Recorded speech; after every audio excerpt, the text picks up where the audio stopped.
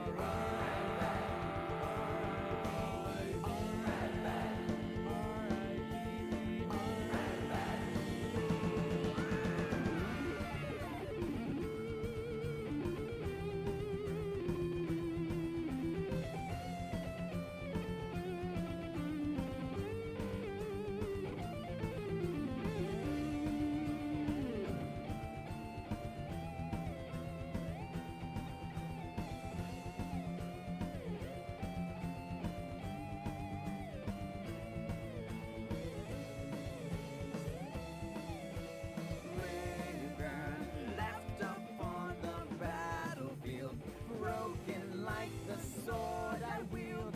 Valor is the only shield, mend my broken will.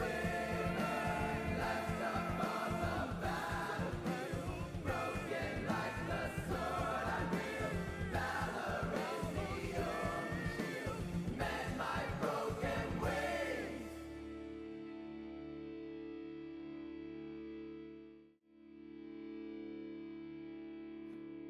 All right, everybody, and welcome. We have a week 2 banger for you guys. As you may have been aware if you've been following our playoff bracket and our social media pages, we've got Cupid Red going up against Cupid eSports Blue, an in-house showdown for the semifinals. You got blood versus blood over here. We've got our bracket up on the board, as you can see. Shout out to Glacial Esports Black and Akuma Blades, who also be going head-to-head as well today. But this is a showdown for the ages. We probably will never, ever see something like this again, Mitty. So what might you be expecting based off the history of these two teams?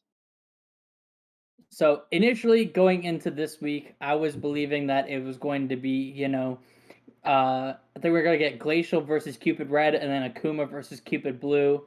Akuma, their only loss, I believe, was to Cupid Blue. But just because both teams from both sides has already played each other before, I believe we tried to switch it up. So we switched the bracket. So it'd be a team from Group A versus one of the top teams from Group B versus the other top team from Group A versus the second place from Group B. So it's going to be an exciting match today. I was really, really excited. Cupid Blue being one of the only teams that has not gotten streamed yet, so excited to see them.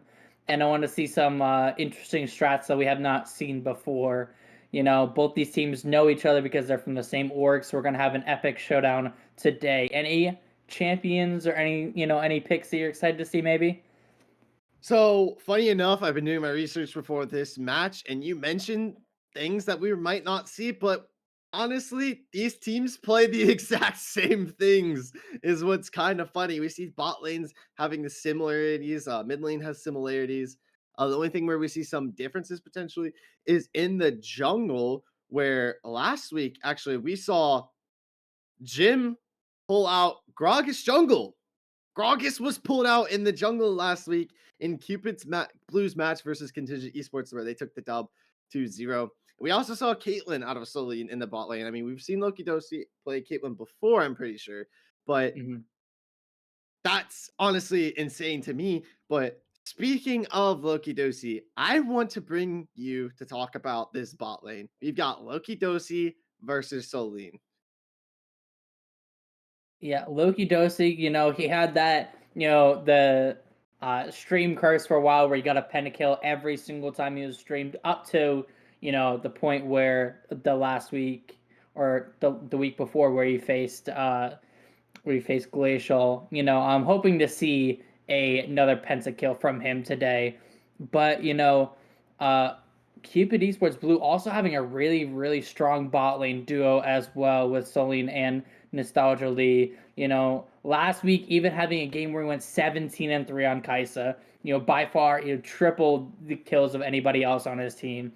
Literally just took over that game versus Contention Esports Blue. So, you know, I really want to see that bot lane, uh, matchup today. I also want to bring up this top lane. We always talk about Rexalis in the top lane, but how do you think he's going to fare against Fijizone here in this game? So Fiji has a little bit of a different play style from Rexalis. Rexalis has always been a hard carry for the side of Cupid Red, and they've kind of always let their jungler path up there for that kind of play style. But we've seen Fiji on things more like the Tom Kench, the Aatrox. He's been playing a little bit more things like that, and so can be left alone in lane, and that opens up an opportunity for Jim to be able to path towards Solienn and Nostalgia in the bot lane. So I'm expecting these two teams have scrimmed each other before, and Fiji is going to know how Rexalis wants to play. And Fiji is going to lock that self-sustaining top lane and, sit in lane, be on his own, hold his ground against Rexalis, and then wait for these later game team fights to pop off while Jim gets this bot lane ahead. I want to shoot it right back over to the mid lane here as we see these mid laners having almost the same play pool. Both of them playing solely Syndra last week. And well, uh With Cinder and all Oriana yeah, on, Alanet playing yeah. Alani playing the Oriana as well. But we know that Puffles can play that Oriana as well as the Akali. So what do you think is going to be coming out in this mid lane matchup tonight? I feel like we're going to see an Oriana or a Cinder ban, and the other one's going to be pick or ban. Oriana doesn't really have any, weak matchups, so I'm guessing she's going to be the one that's going to receive the bans here. Maybe we get Syndra and Oriana be banned, and then we can, have an interesting matchup where we get maybe the Akali coming out, the LeBlanc that we've seen before. Um, some more interesting picks rather than just having, control mage versus control mage. Because both these players are very, competent on their other picks. Maybe we see an Ari come out if they pick the Syndra or the Oriana. So we will see. You love to see that everybody is right when they say hashtag Cupid win. Cupid is winning today. So, any other last words before we start? Waiting for this draft to come up, Cilantro. Yeah, well, we're still waiting for the draft, but want to get some topics on about the league so far. We've got Cupid Esports Blue, like I mentioned earlier, Cupid Esports Blue going against Cupid Esports Red. Cupid Blue being one of the last remaining undefeated teams in the league in general right now. Mm. The only other person on the other side of the bracket is Glacial Esports Black, who are also currently 5-0, and that would be playing against a tough Akuma Blades team 4-1, just now coming off of a 2-0 win versus Oxford last week. So that I don't think Akuma's going to take that game laying down, but Glacial looking absolutely unstoppable right now. So we could have a perfect playoff run between two teams and a battle in the finals, 6-0 versus 6-0, if somehow Cupid Blue is able to take this game today. Are you expecting? Yeah, would you expect that? No, like who do you think is going to take it over Cupid Blue and Cupid Red? I honestly don't have a guess. Both these teams, I both have killer performance after killer performance. Lately, especially last week, Cupid Blue having a really strong match against Contingent, which is a team that Cupid Esports Red won against.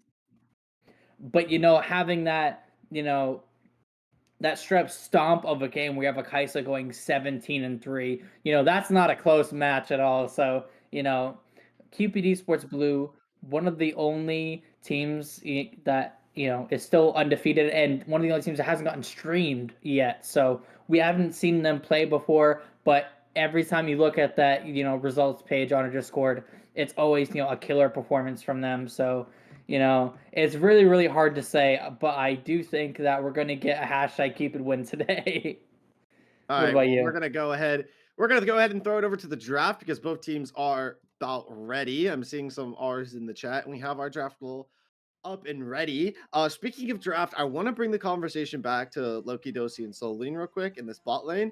We've no we've noticed a mix between the two where both of them play this Kate, Zaya, Kaisa kind of play style. So Mm-hmm. if both teams go for some sort of AD carry ban out, what do you think is going to come out with the way both supports like to play? They both like to play engaged support. So what do you think what kind of bot lane they're going to be leading to in terms of AD carry? So both of these AD carries look very, very strong and competent on the Kaisa.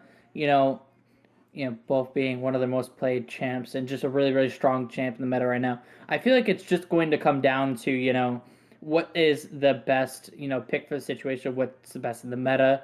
We're probably not going to see anything weird like Illusion coming out or, one of those other AD carries. Maybe, we get, Kaisa, the Zaya being really strong right now, especially with the strength of Rakan being one of the strongest supports in the game right now. Yeah, I think just like you said, you got the Kaisa, you got the Zaya, and then, you might have some weird, Aphelios being thrown in there, or maybe even a Jinx.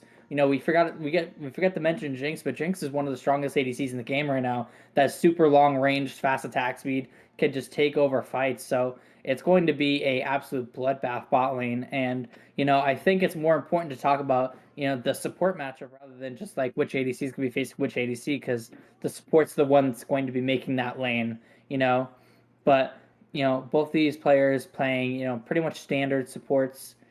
I'm just excited to see the bot lane matchup and where the jungler for both these teams is going to play for as we get started on draft.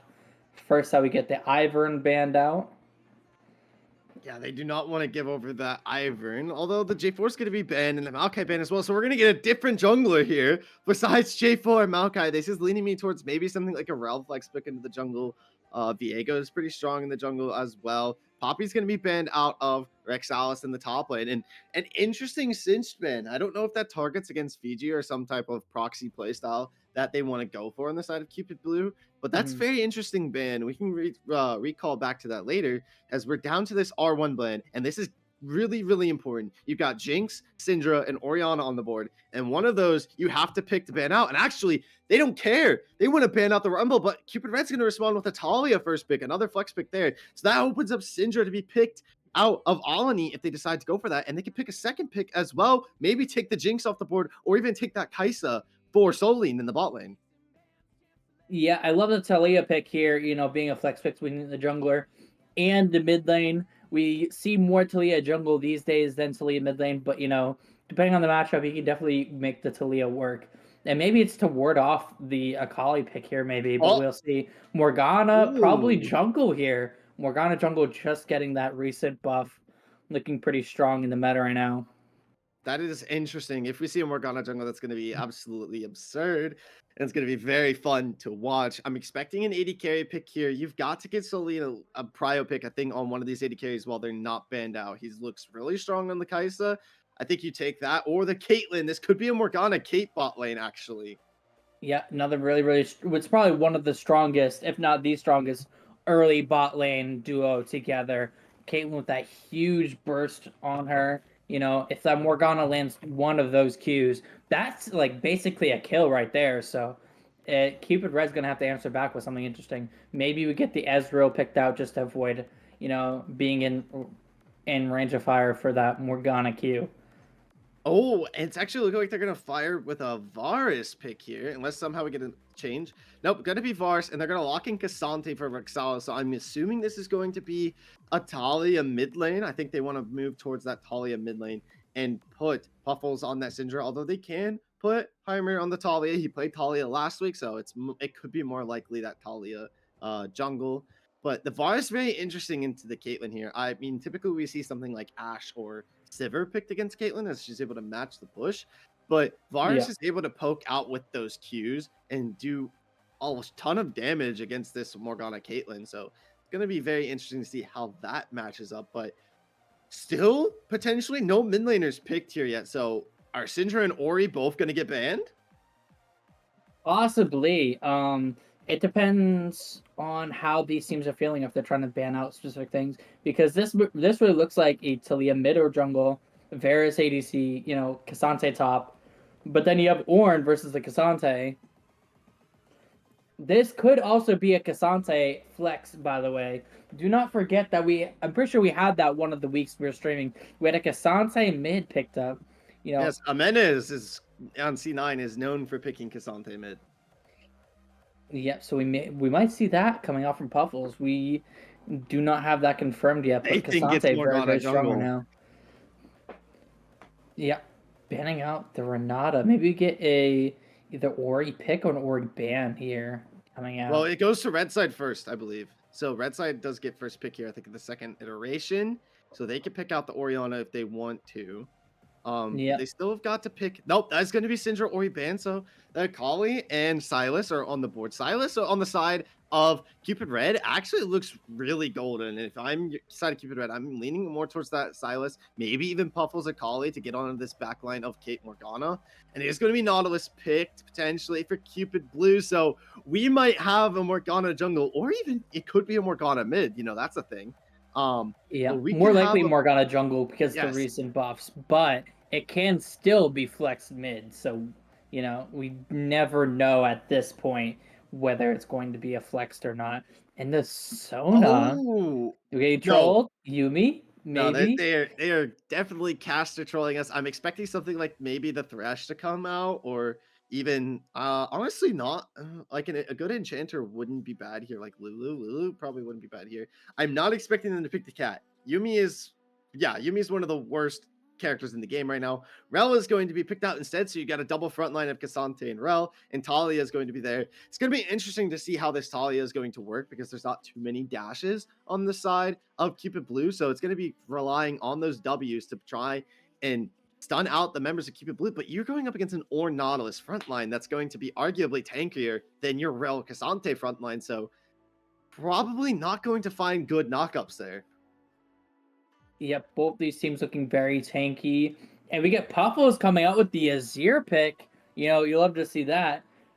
Azir being super, super strong scaling into the late game. But now we have that confirmed. That is a Talia jungle for the side of Cupid Red here. I think Let's see what they answer back with here. I think you pick Akali here. Akali, well, you need a lot more AP damage, so you've got to go an AP mid lane here. Victor, actually, I do agree with the Victor here. Victor can match the Azir's farm and help shove out, as well as he's one of the best battle mages on the market right now. So with an Ornn Nautilus frontline, you couldn't ask for more if you're an Azir. You've got Caitlyn poking out with you as well. So I think Victor's really well here. Akali could have been fine too because you can get onto Talia and Varus in the back lane, although she will have peel from this Rel. But I think Victor's going to be very good at cutting through this front line because your front line of Cupid Red arguably is a lot weaker than your front line of Cupid Blue. Yeah, I mean, both teams are pretty beefy as it is, I wouldn't say that either team is like way beefier than the other. Cassante and Ornn both going to be building, the Jack show. I mean, Ornn is definitely going to be more tanky than the Cassante inherently because of that, upgrade passive on him. And, Rel and Nautilus are going to be pretty similar in terms of how tanky they are. I'm guessing that they're going to both be going the Radiant Virtue, going a very similar build this game. So, I do feel like depending on the mythics that each one of them goes depends, on how tanky the enemy team is. Because, if you see Lethality Varus, he's going to do a lot less damage to these tanks. But I'm guessing we're going to see an on-hit Varus for the Nautilus and the Ornn to cut them down. We're probably going to see, Liandry's coming out, the Talia, maybe even the Azir and the Morgana. I feel like both these teams are pretty evenly matched right now. They have so much CC. In the current meta, CC is kind of king right now. So both teams having a pretty equal amount of CC. But I think it's really going to come down to how they play out these team fights with this Ornn coming up being huge, or the Azir shuffle combo in these team fights is going to be huge as well. But, Cupid Blue has so much, set up for objectives and stuff with this Caitlyn, with the Ornn, with the Nautilus. It's going to be very, very hard for Cupid Red to get in on these objectives after they've already, started them. So we will see. Are you favoring either one of these teams so far, Cilantro, based on team comp? I think it could go either way. I'm not entirely I'm not entirely sure what could happen. It's going to be interesting. I'm keeping my eye out on these bot lanes. This top lane matchup, I think, is just going to be substandard. Both of them not going to be able to do too much against one another. So I'm keeping my eye out on how these bot lanes are going to be able to influence the game, as well as these jungle pathings. But we've got our spectator delay up and ready, so we're going to go ahead and throw it to a break while we wait to get out onto the Rift for game number 1 in our semifinals best of 3 between Cupid and Cupid.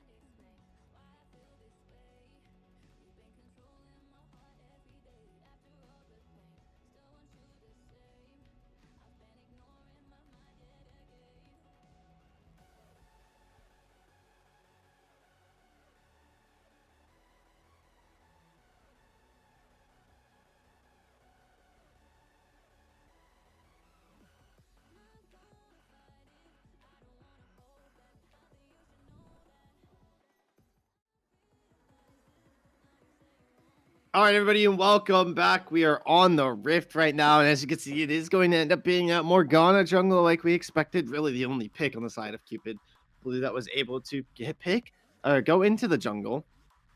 I don't think you ever really will see a Nautilus jungle or anything of that sort. But we have a little bit of a brief pause as soon as the game started, so sorry for the little bit of a delay there. As it's looking like we have kind of just a standard 5-point, although it's getting a little risky here from both these teams. Yep, looking for some just pokes back and forth. You know, you saw that Victor going to summon Airy this game as well. Not anything too surprising except for, I think we saw it before, but, you get the Ghost and the Cassante, which is an interesting pickup instead of the Flash. Having a little bit better chase down power there. Most of the, runes and everything so far is pretty standard, as we can see. Starting blue top side, and red is starting on Raptors as well. So it's going to be interesting seeing where these junglers meet up and how they're going to clear so far. I think Talia is going to be a full clear. Yep. Gonna get like some poke out in this bot lane. I'm really wanting to pay prime attention to how this bot lane is going to end up panning out. You've got Nostalgia on this Nautilus versus Turc on the Rel. Both of these two supports throughout the entirety of the Infinity League have been extremely strong on the Engage Hook champions.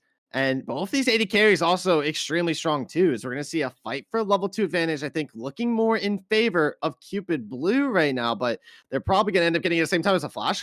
Now, Auto is going to end up coming down, and a flash out of Lokidosi is going to come out in response.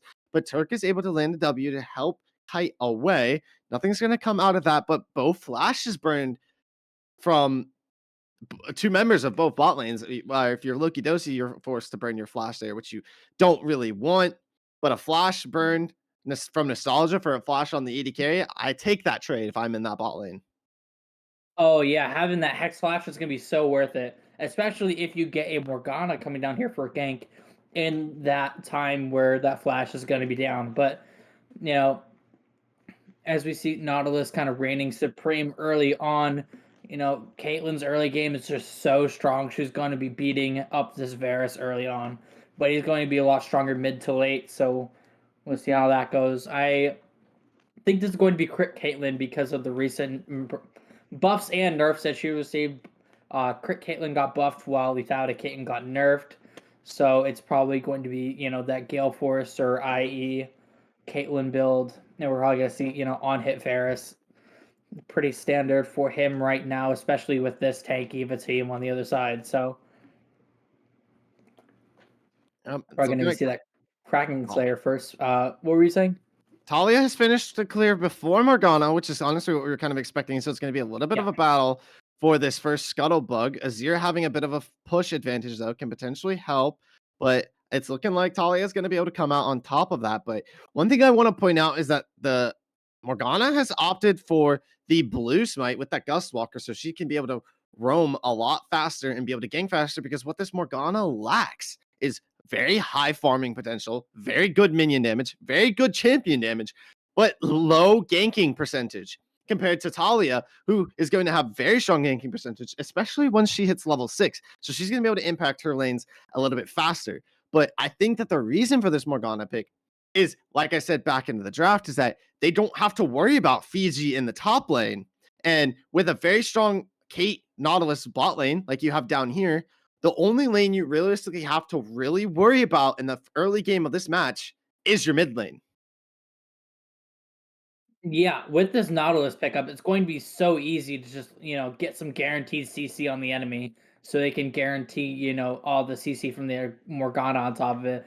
That Nautilus, ultimate, that point and click is going to be crucial for these later fights, whether they want to lock someone down. Should get engaged here. Yep, Hook's actually going to end up landing, and a double Q's going to come down, and Solienn is forced to flash away. It looks like Turc wants to commit the Ignite there, hopefully looking for some kind of pick, but not going to be able to find it. But that's Flash, Eye, and Ghost out of the AD carry of Cupid Blue, and the Dragon is up in 5 seconds. So that's not going to be looking good, as Talia is going to be roaming towards this bot side. Heimerdoodles is going to have a good prio for this Dragon. His bot lane is also shoving out, but that hook from Nostalgia, probably one you want to get back, if you're being honest. Yeah, that engage went so well for the side of Cupid Red. Sorry, the sides are flipped, so you got Cupid Red and blue. You know, for Cupid Red there, if that Varus hit that Q on the Caitlyn, she would have died. So she was forced to use that flash, and now the tables have turned. Now they're locking sums on the side of Cupid Blue, on red side with the Caitlyn. So this is going to be pretty dangerous for them now when you get the Talia gank coming in. You know, Talia is able to get, you know, even though she's a mage like Morgana, she does have that passive where she can get that move speed and that ultimate where she can come flying in and, you know, zone off the enemies. So she's going to be very, very strong. We have a, you know, strong CS lead for Heimerdoodles here early on. Talia's just being a super strong power farmer and getting both those scuttles on top of it. So she's going to be coming up here. She doesn't really have much to clear right now, so maybe we get a drag play after, you know, they shove this bot lane in.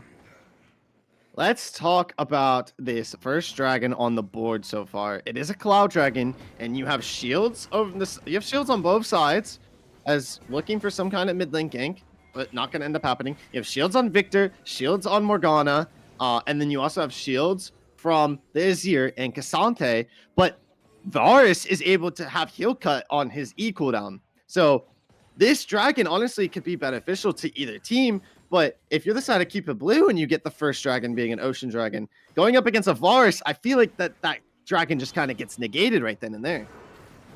We're going to see an EQ is going to come down. So they're going to go wide. And Lokidosi is forced to use his flash there. But Caitlyn's going to be caught out. He steps on a trap, Lokidosi. But then after he gets first blood of the game, Ignite's going to come down from Nostalgia. And he's going to pick off that trade onto Lokidosi. And Morgana's in the area as well. It's going to look for this Q. Special's going to come down onto Nostalgia. And the autos are going to root out this rel. But I don't think they have nearly enough damage to burn her down just yet after the bind is going to end up landing. And so far, 1-for-1 traded the bot lane. But if you're the side of Cupid Red, you take that because that's first blood on your Varus and no kill on the Caitlyn, respectively. Another hook actually going to end up landing, but nothing's going to come out of that. Yeah, looking for a little bit of pokey pokes. You know, very, very good for the side of Cupid Red. Actually, something that I did not expect, we have the Varus going serrated Turc going to go lethality this game over the on-hit build. Very interesting. You know, they are probably going to have both of their AP carries going to Leandries, most likely. That's probably why they're, you know, not really worried about the tankiness of the enemy team. But, you know, trading coming out on top for, you know, overall for Cupid Red there, they get the dragon as well. Being only down 500 gold, but, you know, still getting a kill onto the Nox is just going to, you know, get tankier a little quicker. But, you know, not much else happening in this top lane. It's just, you know, that generic top lane slot fight. You know, top lane island here. Well, this isn't generic for what we see out of Rexalis. Rexalis is usually 3-0 by now, or 3-1, some sort. But against Fiji, who's on the self-sustaining laner, not really going to be able to find much of that. And in the mid lane, though, not much either. But what's interesting to me right now is that Puffles has a little bit, not a lot, but a little bit of a CS lead over asilah, which is not really in a position you want to be if you're the Victor. You want to be shoving out your enemy laner. Victor, a battle mage that honestly is pivotal on his farming.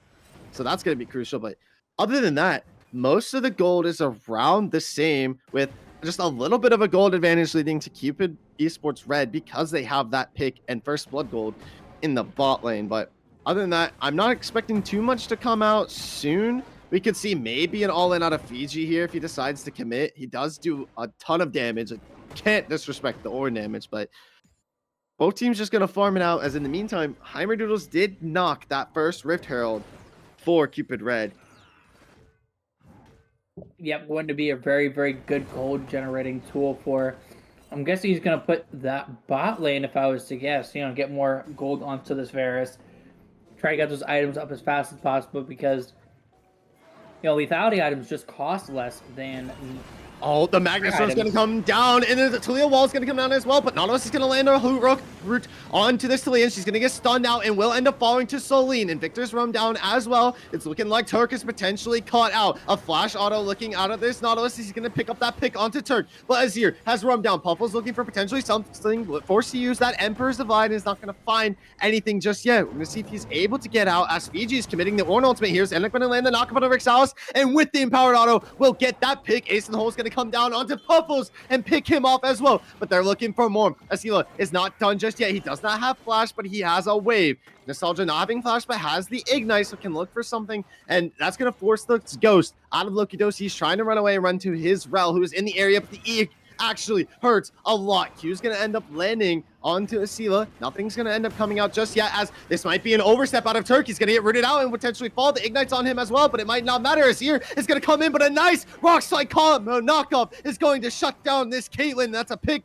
for the Varus and a pick for that mid laner of Puffles, and what a turnaround for Cupid Blue. Yep, staying too long in that fight, giving away too many kills now, dropping this Rift Herald, like I said, on top of Lokidosi's head. Going to get all that gold here. Going to be very strong going in this mid lane. Gravity Field comes down, but he's just going to flash it. Puffles does not care about your Gravity Field, and he's going to land one more Q and take down Asilah. That's 2-1 in that mid lane. 3-1 Lokidosi with plating gold on top of that. As we see, it's looking like Jim might have been caught out looking for some kind of gank, as the QW is going to end up landing the Pathmaker to try and seal this. K'Sante not even needing to use that second proc of the All-Out. Going to take that kill. Rexalis getting some action in the top side now. Yep, great gank by Turc, coming up on that Morgana, who was not expecting any company, getting another kill over for the top lane.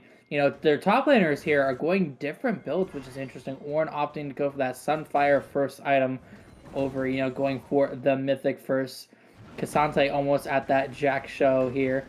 And, Cupid Red looking so good right now. Right under his tower. Asilah does not have flash, so he's eating turret damage. He's going to be forced to use the Gravity Storm, but not going to find anything. And what a pick in the mid lane. Asilah, no flash and no TP, is not going to be able to make it for this dragon fight.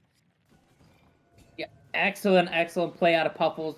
The first Emperor's Divide he went in for the first fight looked a little clunky, but executing that perfectly for his team, getting a pick off into, getting prio for this dragon because of Varus ult. Yep, Varus ult not going to find anything. Neither will the rock side from Talia, but they're looking for some kind of zone outage. It's 20 seconds on this next dragon. I believe it is going to end up being a Cloud Dragon, which is going to be absolutely huge when you have the K'Sante, Azir, and Rel on your team. So you're not going to be able to run away. Talia's going to commit wall here, but the Caitlyn's going to be able to just eat over the wall. And right now it's looking like Nostalgia is going to be caught out. Blackshot's going to come down, and he's going to end up ulting out Lokidosi to try and buy time for himself to escape, but the empowered Q lands, and Nostalgia got to be a little bit more careful there, buddy. And that is Cupid Blue's combo to run towards this dragon, but they're not going to get this up freely yet. Morgana still has her ultimate. Looks like they may try to contest for this. Who knows there? We get the ace in the hole coming out, just looking for some poke. Oh no, Jim might actually end up getting caught out here, force the box shield himself, but the empowered Q not going to get a single pick there. But yeah, honestly, probably shouldn't have returned for that. That's time you could have spent farming, but that's first dragon going over in first dragon for Cupid Blue in this fight, and they are taking a gold lead and honestly running away with it right now. Yep, now going back to farming, we have pretty strong leads for almost everybody on the side of Cupid Red, except for the K'Sante, only down, 5 or 6 here. Like I said earlier, we had the double Leandres coming out for the AP mages of Cupid Red, so, that kind of enables the lethality Varus to come out. The Hail of Blades was an interesting pickup, I believe, for the lethality Varus, but, everything else that you would take on him has kind of been nerfed recently, so kind of makes sense to go the Halo Blades there. But now we're going to see Talia getting prio for this Rift Herald on top of that. Just taking over this game. Heimerdoodles looking so strong on this Talia. Yep, this is a battle. Honestly, not really having much topside prio, but is going to have topside prio at the same time because Rexalis is going to be able to roam down a lot faster than Fiji. And right now in the mid lane, it's looking like Puffles, he's more interested in roaming to these objectives rather than this mid lane. He knows it's going to pay out in his favor. The seismic shove is actually going to land with the unraveled earth and the shattering strike as well. You talked about CC combo in the draft, and we finally see it in action there, middies. Yep, just CCing on top of CC on top of CC. Heimerdoodles over the wall, looking super good on this Solienn, like I just said. Definitely in contention for MVP already. Second Shelly dropped as mid turret goes down. Cupid Red is looking, or Cupid Blue is looking to contest this, but honestly, they're not really in a position. Puffles is in the area with that divine, or that Emperor's Divide, but they're going to take what they can and run with it. But Caitlyn was allowed to kill a bot lane turret in the meantime, so I wonder how that's going to play out and the impact of the gold dispersion between the teams right now. Yeah, Cupid Red having a slight lead here, 2k gold at 16 minutes. What's kind of funny now is that you have the Morgana and the Victor also matching with the Leandries there. Victor opting go Merc Treads to, you know, stave off some of that CC there. Puffles maybe getting caught out. Oh, the flash ultimate, the Emperor's Divide is actually going to end up going wide, and that's a shutdown in favor of asilah. That's something you definitely want to give over to your mid laner, as it's looking like Nostalgia maybe catching out Turc, but the empowered Q is going to end up landing onto Caitlyn and zone her out just a little bit. Another hook's going to end up landing, but Turc has his W and is able to get out of that one, saving his flash up. Both of them, Lokidosi and Turc, still saving their flashes up, but so has Nostalgia and Solienn, as it's looking like Rel wants to re-engage. Here comes Heimerdoodles. You're talking about your MVP of the game, and here he is. He's looking for something more. The Magnustorm's going to land on the 2 members and TP out of Rexalis. He's looking to go in for something. He's going to land an empowered Q, and the ult all out is on to Jim, and he will end up falling, but Fiji trades for a pick out on the Turc. Right now, it's looking like the seismic shove may take out Nostalgia, while Rexalis is going ham and takes out the AD carry as well. He's looking for more as Fiji is forced to flash over the wall, and he will end up escaping, but Puffles is looking to run him down. The burn damage is not going to end up finding him, but that is a mid lane battle for the ages and goes in favor of Cupid Red. Yeah, you could say Cassante went all out there. Rexalis popping off for that fight, getting multiple kills there, coming up strong for his team. You know, all that damage on the on the Cassante there. You know, he's the tank. He's also the fighter, mage assassin, and he is coming up huge that fight, especially the Talia as well. The Talia wall into her combo, shredding the tanky members of Cupid Blue here. Like I said, you know, just because they have tanky members does not mean that they're going to be tanking everything. Double Leandries on the side of Cupid Red is going to stave off, you know, all those tanks' health. Ornn actually didn't even die that fight. Now getting his Mythic online, going to be upgrading the Mythics of his team soon. We get, you know, pretty standard builds all around the board for everyone else here as we get a little, maybe a skirmish here. If you were Cupid Esports Blue here, would you try to contest for this dragon here? Oh, you take this dragon. You need to take this dragon. It is a mountain dragon. You need this dragon on your Nautilus and your Ornn, but the problem is you're down a lot of gold, so it's going to be very, very hard for you to fight this. So, but you've got to be able to find some way. You have poke out of this Caitlyn. You have a lot of front line from Fiji and Nostalgia, so you have to find a way to work those in together and let asilah do his thing with his ease. But it's looking like Jim might actually be caught out here, forced to use the Black Shield onto Fiji. He might end up falling as his Call of the Forge God's going to end up going wide. Meanwhile, Rexalis 1v2ing right now, might not actually go into his favor. It's going to get shut down by Solienn. This is looking like a fight turning in favor of Cupid Blue, but Cupid Red not giving it up just yet. Seismic Shop's not going to find out anything, and they have not started the dragon just yet. But multiple ultimates used. That ace in the hole is going to come up big, and that's all they have left. But right now, Heimerdoodles has his ultimate, and Puffles has the Emperor's Divide. So they're not going to fight this. They're actually going to end up giving it. And honestly, like, this is not good, giving this dragon to Cupid Blue. Yeah, instead of just coin flipping the rest of the team members there, they're just going to say, hey, you guys can have this one. We're going to go to the next one. Focus on farming, getting to the next objective, and, you know, maintaining that lead. A huge lead for the Talia here, not wanting to throw that. and throw away the Dark Steel stacks as well. You get that 50 CS gold lead for the Talia, looking huge here. Getting that Rylai's online as well. First, you get the first sets of second items coming out here, especially for the Talia and the Varus. Ooh, the seismic shove there, potentially catching out Jim, but they're going to end up giving up that kill. But Baron is on the board right now, and you just chunked the enemy jungler to half HP. It's going to force him to potentially have to back here.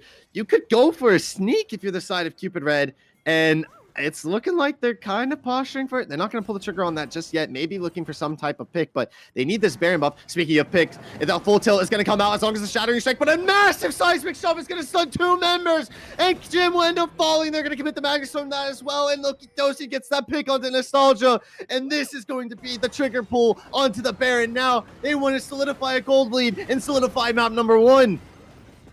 Yeah, that is a very, very funny interaction, isn't it, there, Cilantro? The Morgana shield getting broken by, the Rel Q being able to be stunned, even though she had her shield online, getting Baron for the blue side of Cupid Red here, looking very, very strong going into this mid-game, having a 5k gold lead, not even having any towers traded on the map for that one. The jungler of Cupid eSports Blue getting caught out in the jungle there. Jim not looking as good as Heimerdoodles in this first game, being behind on, kill participation and being behind on CS. We have second items coming out even more now. If you're Cupid eSports Blue, how do you get back in this game, Cilantro? You have to keep stacking your dragons. That's your best advantage right now, and your team fights. You want a team fight with Fiji and Nostalgia in that front line where asilah could do as much damage as he wanted to, and Solienn was really left alone to his own accords. So you have to continue to farm out here and play to your comp's win cons. You have a really good team fighting comp. If you can somehow find a pick, that's great.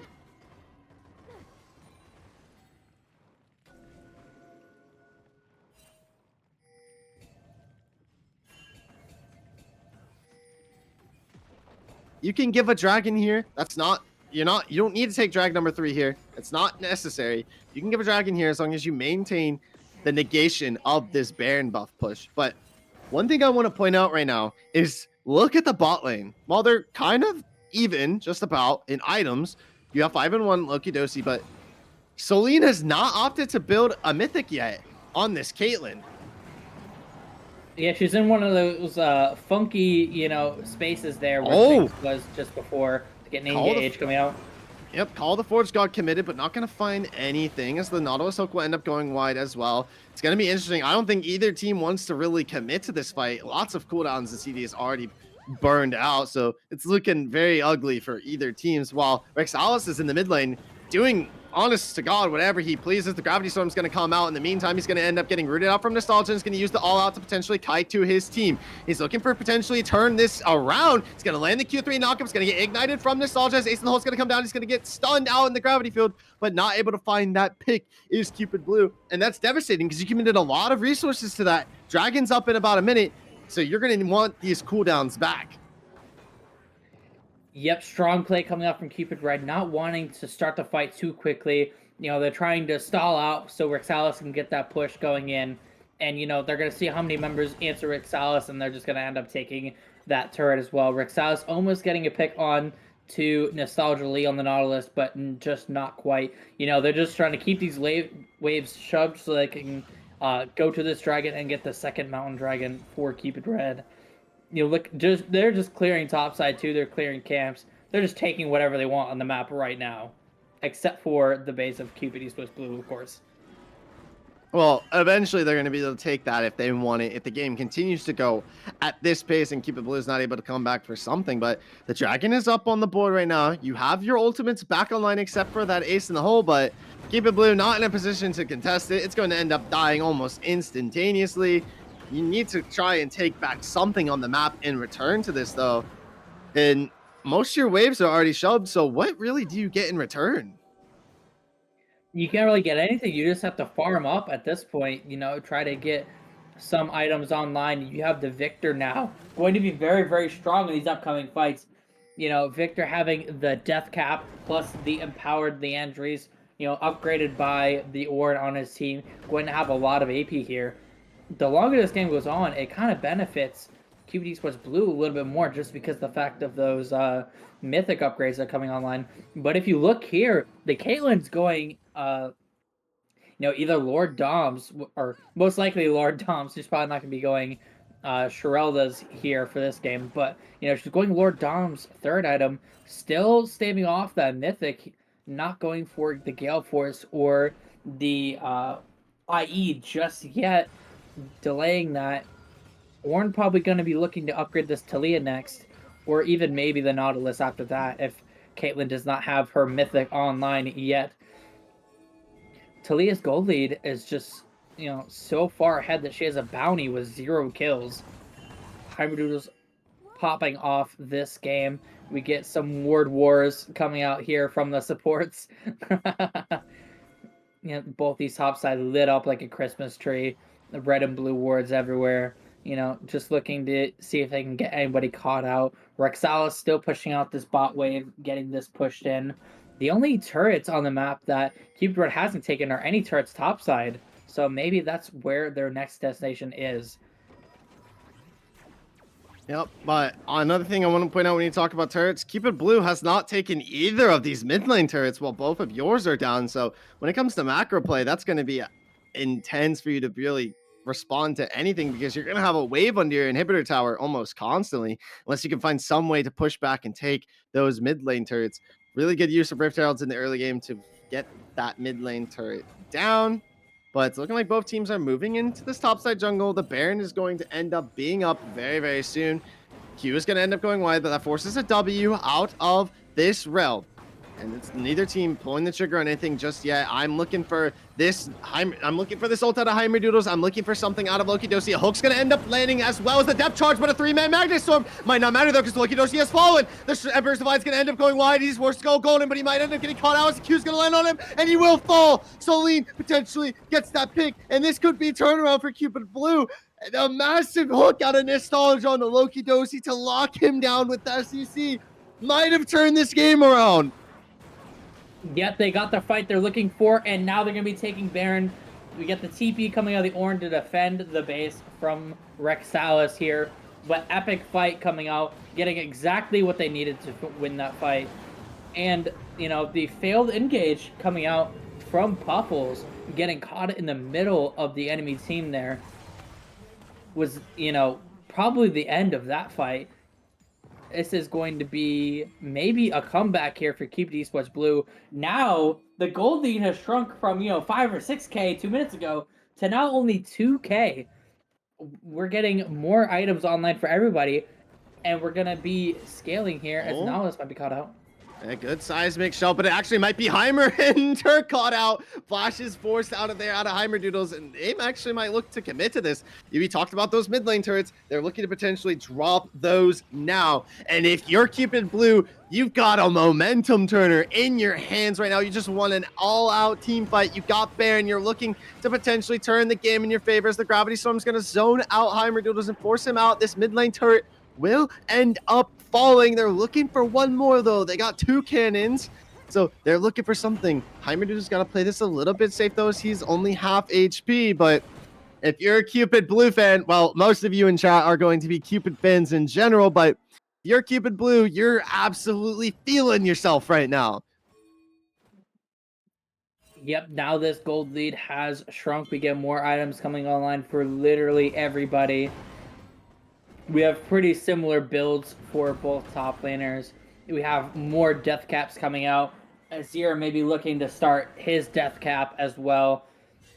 But Talia is going to be so strong here. Heimerdoodles commits the ult there. And Dragon's up in 30 seconds. It's not going to be online. He's not going to have the Weaver's Wall. Yeah, chose to defend his turret over, you know, securing that drag. You know, just based on vision and where these lanes are pushed alone, this is probably going to be sole point for the side of Cupid eSports Blue. Pretty much, you know, evening out this game here in terms of gold lead.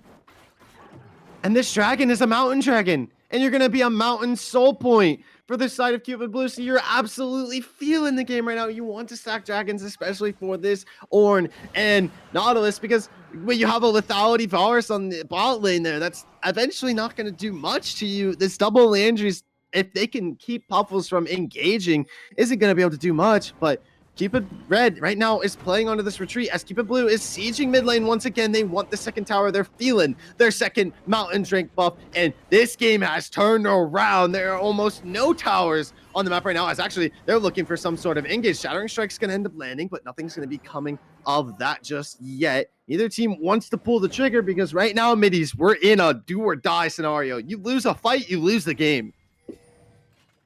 Yeah, pretty much for both these teams, just because of how the timers are, you know, most of the members being like levels 15 or above, these timers are going to be, you know, 30 seconds plus. So that's going to be enough time for either one of these teams to take the game off of one fight win, potentially, if they kill all the members of the teams. So, you know, Cupid eSports Red is just going to have to try to stave this off here, maybe get some like vision and try to take a fight that they are in favor of, to try to, you know, get this lead back under wraps. But this is a very scary position, being on Soul Point. You know, Caitlyn's going to be having that Mythic coming online here soon. Not sure still if she's going to be going the Gale Force route or the IE route, but she's going to be very strong in these fights. And I feel like in these fights now that it's later on, Caitlyn's going to be stronger than the Varus here. Varus is going to be, you know, chunking down the squishier members, but you know, Caitlyn's going to be chunking these tanks with that crit build. She might get caught out here. Not gonna get caught out just yet, although, you know, Nostalgia and Fiji were in the area, so she would have been fine. We don't have Baron up for, honestly, I think a little while here. Not for another 2 minutes or so, but that is going to be the IE is now online, so you have a 4-item power spike and a little bit of a DC here so far. Rexalis ends up disconnecting there, but let's talk about a 4-item power spike on this Caitlyn. You already outranged this Varus. You have the front line of the gods. You really couldn't ask for much more of a front line here between Ornn and Nautilus. I mean, maybe you have a J4 instead, but of Morgana, but Morgana's actually doing work. Morgana's doing what she needs to do. She lands the Soul Shackles mid-team fights, lands the Black Shield on her front line so they can't get CC'd out, can peel for the Caitlyn if she ends up getting CC'd as well. Just to land the Black Shield onto her. But this front line allows asilah to do whatever he pleases. And with that Rayleigh's Leandris combo, you're not going to be able to really kite away from Cupid Blue. And you're not also going to be able to kill them because they have 2 Mountain Dragons and almost 4-item Ornn with an empowered mythic. So as soon as he presses R in that Call of the Forge God, all of the members of Cupid Blue are going to become, well, empowered. Yeah, they're gonna have 1,000 plus more HP. So it's going to be very tough the later this game goes on. If you're Cupid Red, you're relying on these mages. Lokidosi, if you can find some way to let him do as much as he can without being contested in the backline, although he's not going to be as effective as a Caitlyn uncontested in the backline, because once he presses REQ, he literally can't do anything for like 15 seconds. So you're relying on these mages. You've got Rabadon's power spikes on both Puffles and Heimerdoodles, as well as these Landrys. So Cassante needs to do something. Rexalis just needs to exist, realistically. Take asilah out of the fight, take Jim out of the fight. Realistically, you take Solienn out of the fight, you win the game. You take Solienn out of the fight, you win the game. But good luck doing that against Jim and Nostalgia. Yeah, it's going to be hard for Rexalis to really pop off in these later fights just because of how much peel Solienn and asilah have. And maybe even Jim, but Jim also has that Morgana Black Shield, which is going to basically negate the Cassante ultimate, so it's going to be a tough situation. He has to wait to use that ult until he knows that Jim does not have the Black Shield online. Going to be able to shut him down. And, you know, now, you know, 2 minutes ago we didn't have the Azir with the death cap, but now we do. So he's going to be a lot stronger for this next fight coming up. But is it going to be enough that he's going to be able to do enough damage to, you know, the front line of Cupid eSports Blue in order to maybe get a fight win going? We'll see. If he has another engage like he did that one fight where the Emperor's Divide went absolutely wide and he was forced to gold in the middle of all of the team, which now he doesn't even have that stopwatch. So a failed engage like that, it means death at this point. So he's going to have to be very cautious of how he engages. But yeah, it's coming down to Puffles and Heimerdoodles to see what they can do and enable Lokidosi to do damage to this side of Cupid Blue, because I mean Lokidosi just doesn't have the front line that Solienn does. So if they get caught out, if he gets caught out or something, Nostalgia or Jim, they're gonna recognize that and they're gonna pull the trigger on you and they're not gonna hesitate. Yep, this is just, a game of cat and mouse. Who's going to get picked and who's not. Heimerdoodles can get a pick. Lokidosi can use that ultimate onto Solienn or asilah or Jim and maybe get a kill there. Jim still having that stopwatch online. But, it just comes down to who gets the first kill onto one of the carries of the other team. Because, in a world where Solienn gets caught out by the Talia or by the Varus ult, that's going to be definitely a fight win for Cupid Red. That's half the damage for their team. So, that's going to be coming up huge. But I feel like the engage of Cupid eSports Blue is just a little bit stronger with that, or an ulti with the Nautilus ulti as well, being able to stun and CC multiple members at a time. You don't really have that option with the side of Cupid eSports Red. They only really have like Asante, who is more single target for his CC, or you have like the Emperor's Divide, which is not as like reliable as the Ornn ulti, but you have like more single target CC with the Talia. The only big engaged CC that they have is this Rel, but Rel hasn't really been acting as like the main engage here. It's more like the follow up to the engage, or trying to leap into the enemy team, Magna Storm them while they're trying to go in to disrupt them, rather than being the main source of engage damage here.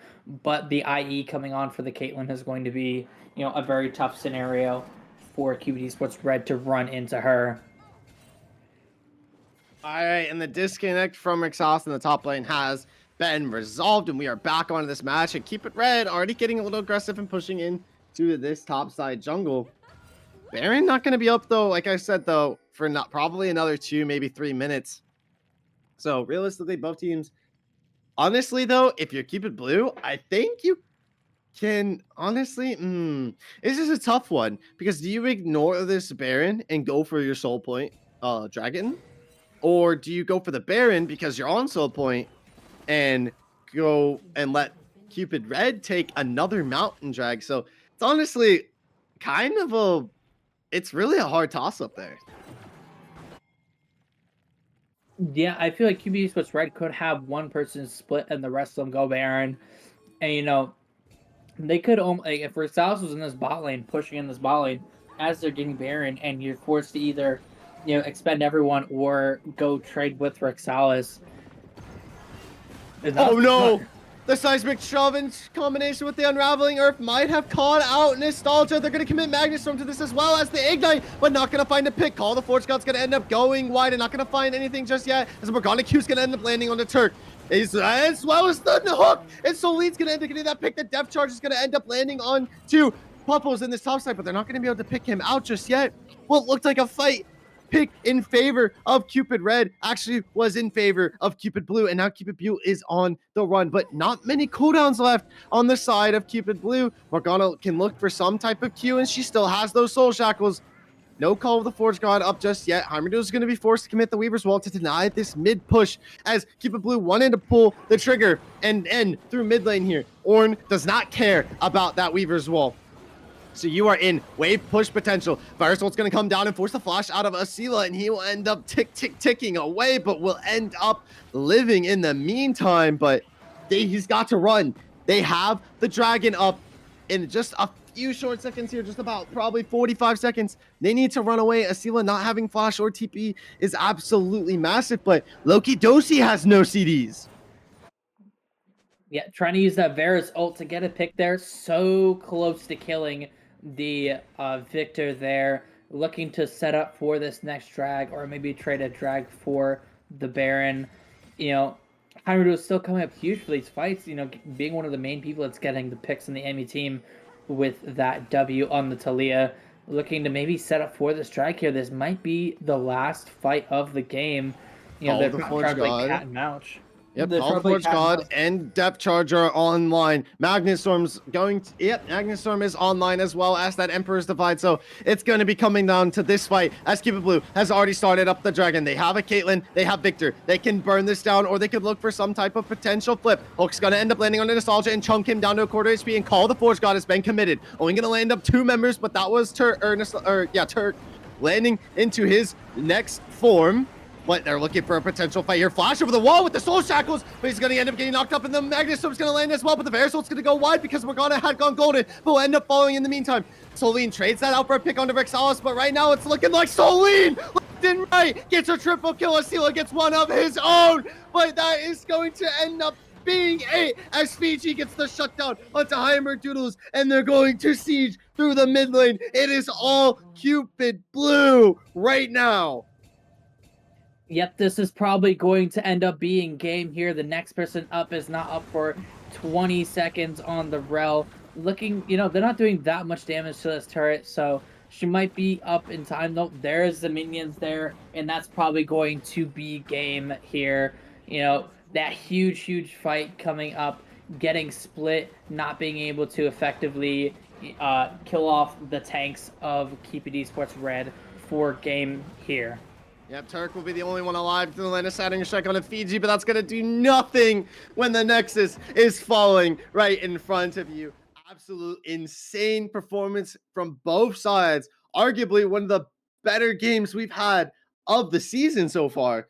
I have to admit, I don't know if you can agree, but this has got to go to a game number 3. There's no way this game does not go to a game number 3. Yeah, I'd really love to see a game 3 here, a strong flip for the side of Cupid eSports Blue. You know, having that strong scaling just worked out for them in the end. You know, Victor scaling that orange is just going to make his team scale. As soon as Caitlyn got that third item on, I feel like she was just way stronger than the Varus. And the mages of the side of Cupid eSports Red were just not strong enough to deal with the front line of Cupid eSports Blue. You know, you had the Azir using his soldier to auto attack the Ornn. He auto attacked him 5 times and did probably a total of 20 damage. So it just was not enough to shred the front line. I feel like you needed more of a, you know, with that strong front line that they had, you needed a ADC that was going to be dealing a little bit more damage, like, you know, like the Kaisa or, you know, like the Caitlyn for the side of Cupid eSports Blue. But, you know, now we're going to see what they're going to come up with for the next round of this series. If you were Cupid eSports Red, what would you do change about your team composition? You need more frontline for Lokidosi. That's just straight up final. So Lean was allowed to run rampant. We saw in that last fight, he was just uncontested. Lands a nice built over Peacemaker and takes off 3 people. So with that front line out of Cupid eSports Blue, Lokidosi didn't really have that favor to get like really do what he wanted to do, what he could do. Like Solienn could do whatever he wanted to do and not have to worry like at all because his front line's in front of him. They're taking control of the game. So if you're hitting the draft back for Cupid Red, it's fine to get play for Lokidosi to get ahead, but give him some sort of front line for him to continue that lead. They had an early lead at the beginning of the game, but once Ornn and Otto started getting online, it was all Solienn from there on out. Yeah, their engage was just so much better than the engage from Cupid Red. So they need to, you know, go back to the drawing board for this next game, but we're going to go to a short break while everybody resets for this next draft. So we'll see you all in a minute.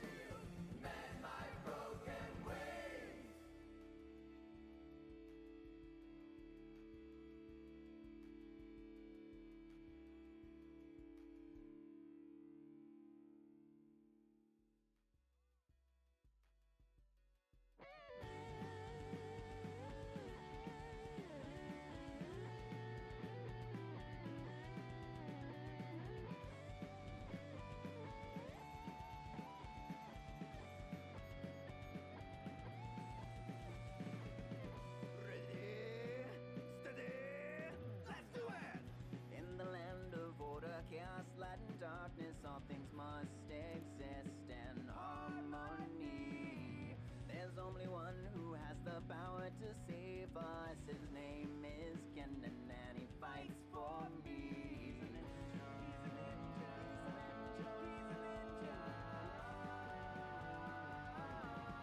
Better believe Kenan be set free. Fire at the tempest is your destiny. Electricity. To get your killing spree. A storm is coming and it's called to by Kenan. Harness the power, now it's time to strike. From the shadows, final moments approaching. A single flash and your heart will ignite.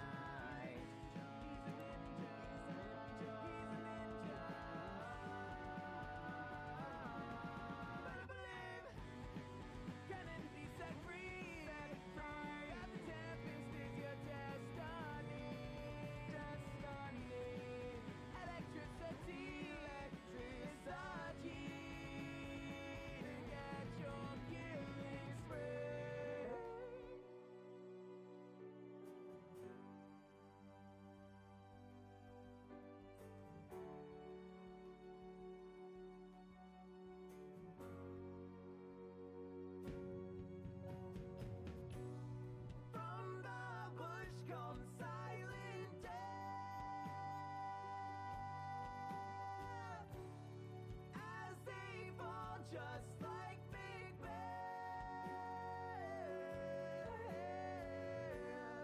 One by one, there are none left. Moments till your final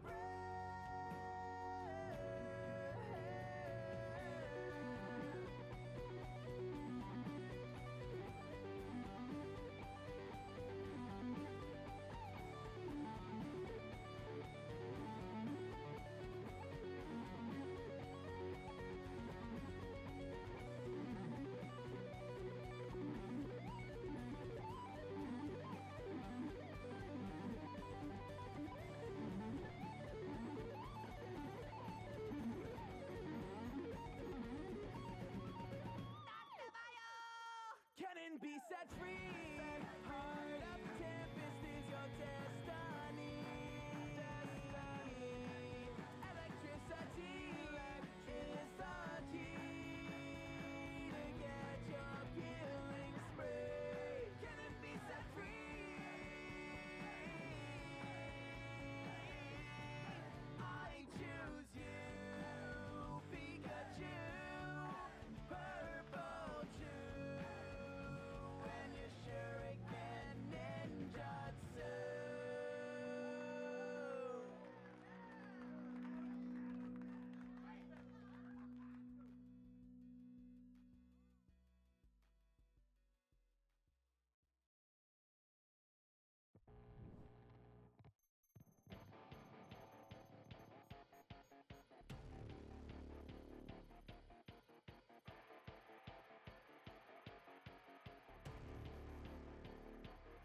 She's such a misfit, always ready to brawl. It's like her business, roughing up your friends is the law. There is no difference if you believe you're strong. She's a bulldozer, making sure you're flat on the ground. She's like a boomerang that never gives up. She flies a circle so she hits you and you're brought in the dust. So just remember this, when she's chasing you down, face first you'll be thrown into the proving ground. She'll knock you out.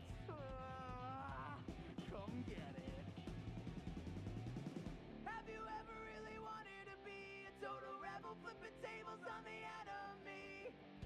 Did you ever try to further improve how fast you punch people through the roof? Oh, was there ever any certain time when you thought brute force and style combined? Whoa, I guess now it's time to shine, 'cause finally she's here. Here comes by.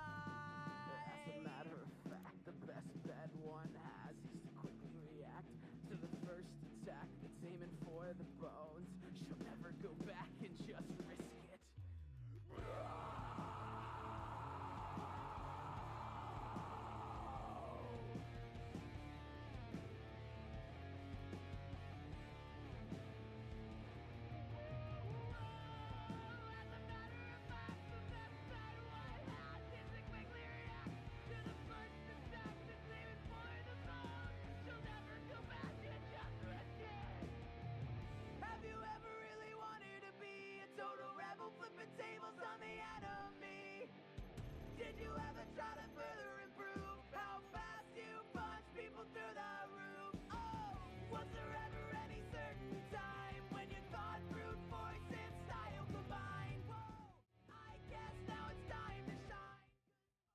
Everybody and all right, everybody, and welcome. We are back and just about ready to get started for game number 2. Just waiting on the drafts. Just waiting on the drafts. But what an epic game we had in game number 1.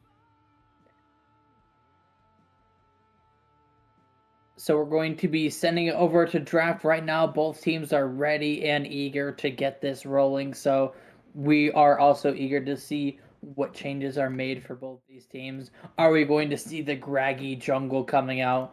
Or are we going to see any changes that are going to be impactful for Cupid eSports Red? We are about to see what comes up here as we're just getting everything loaded up. To see the Ivern ban. Like the honest to God same bands, except Heimerdoodles is gonna get his Talia banned out. I don't know why I had a mind blank there for a minute. Poppy's gonna be banned out from Rexalis once again in that top lane, and they don't want to put Solienn back on Caitlyn, so it's going to end up being that last B3 Kate ban, and they're still sticking to that Rumble ban, but now Cupid Red's going to take the Jarvan, going to give them a little bit more of a front line. I mean, they are down on the Talia. They probably would have picked the Talia again if the Talia was on board, but Cupid Blue is hovering the Gragas. Now, I'm wondering if this is just a pick into Jarvan. If this is some kind of counter pick into Jarvan that their coach has come up with sporadically? Yeah, is this going to be the Impregnator Gragas that we've been hearing about? No, that's been banned. No. It's been nerfed. Oh, it's been nerfed already for this patch? No, it's not good. It's not good. It wasn't good. It was not good. It was really bad. It was fun.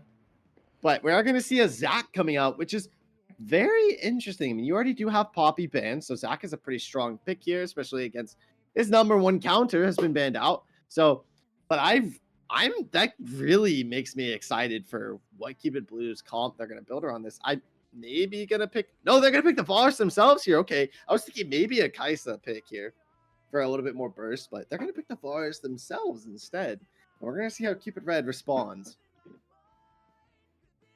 Yeah, I like this so far. Zac really, really strong in terms of win rates, I feel like right now. We have not seen him in crunch time yet, or at least not in stream. Zac being one of the highest win rate, very strong ganker. And, his clear is pretty good just because of, how they've made changes to jungle so that the more tanky you are, the more damage you do, apparently. So, having a tanky member in the jungle is going to be king here. Kai'Sa is picked up here for Lokidosi, one of his stronger picks.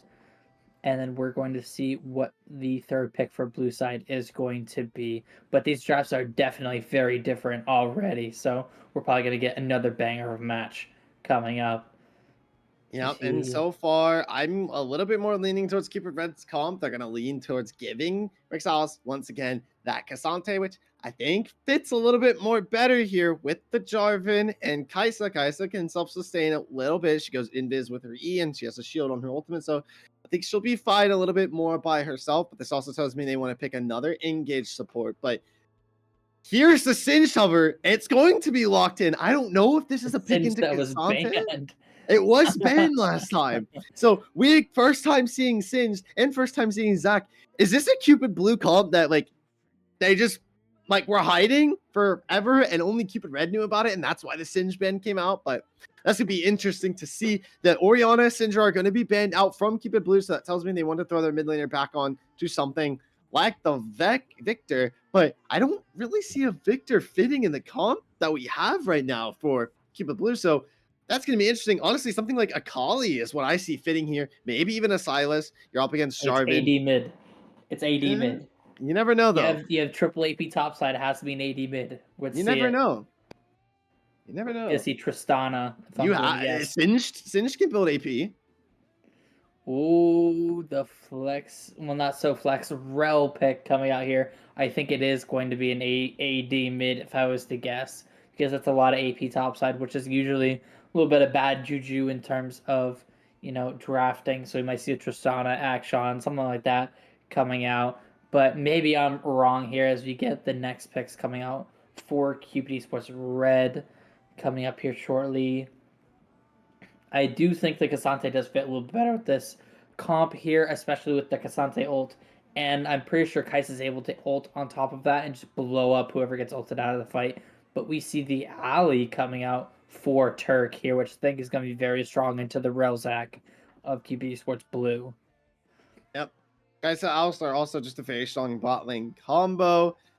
He's going to be very strong against the counter dive in general. So really, really strong engage support. Turc also not that bad on the Alistar. We've seen him perform on it before, but now it is up to this mid lane pick.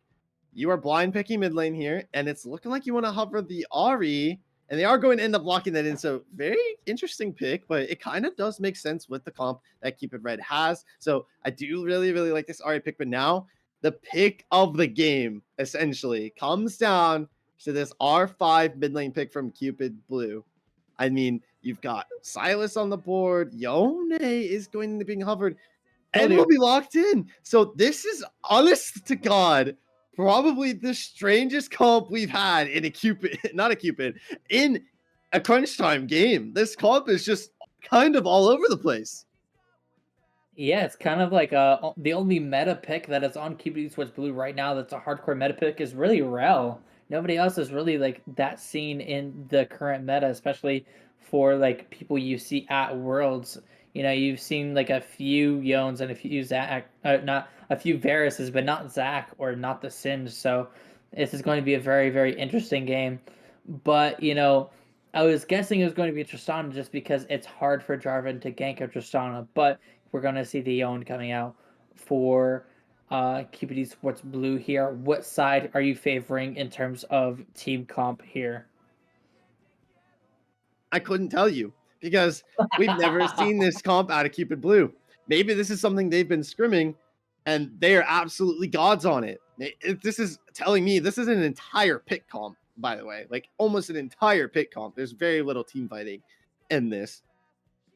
So it could be absolutely insurmountable against Cupid Red, but my mind wants me to lean towards the more meta-driven comp on the side of Cupid Red, but I mean, I've seen this story play out too many times where the wackiest comp ends up doing the wackiest stuff. Yeah, you have three members on the side of Cupid Esports Blue with white eyes. So you got Singed, you have the Varus, and you have Yone. You know, so we're gonna see how this plays out. I am slightly favoring I would say Cupid Esports Blue a little bit here. I feel like even though they are kind of unconventional, I feel like they don't really need to worry about their bot lane that much. They're gonna be able to self-sustain, but I'm really interested to see how this Singe matches up against Cassante. You know, they banned the Caitlyn out instead of the Singe this time around, kind of, you know, giving us a little bit of foreshadowing for what was about to come.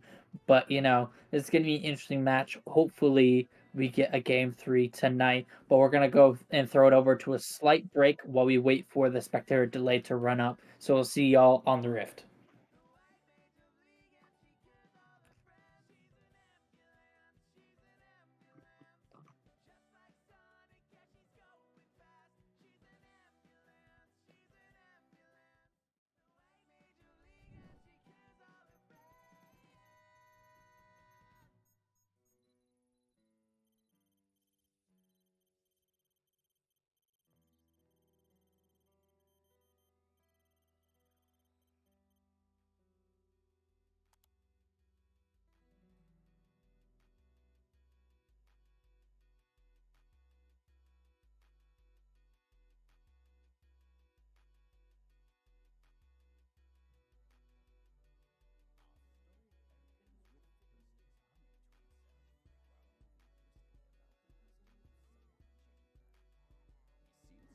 Ready for a celebration of sorts. Fiddlesticks exclaims. Fiddledum, fiddledee, can't believe this heresy. All these years, centuries, not a soul at my parties. One by one again, but they never remember. Fiddlesticks has been forgotten once again. He continues. Table set, cutlery, plenty of festivities. All these signs no one sees that this day is dear to me. One by one they came, but they never remember. I'll make them pay, this is my last lonely birthday. It's time to settle the score. Send out the crows to fetch me their souls. Now they'll never remember, nevermore. Fiddlestick's cries of frustration echo throughout the chamber. To ease his lugubrious demeanor, Fiddlestick sings. Come with me, and you'll see a song of storms is what I sing. But instead of rain, there's crows. Fiddle-dum, fiddle-dee, bring me gifts or it's your sanity. I will drain from thee, drive you mad with fear. One by one they came, but they never remember. I'll make them pay, this is my last lonely birthday. It's time to settle the score. Send out the crows to fetch me their souls. Now they'll never remember, nevermore. A dark wind blows through my veins. If I only had a brain, I could think of ways to explain why I feel so much disdain. My heart just can't contain that none of you refrain from causing so much pain. All I wanted was a birthday.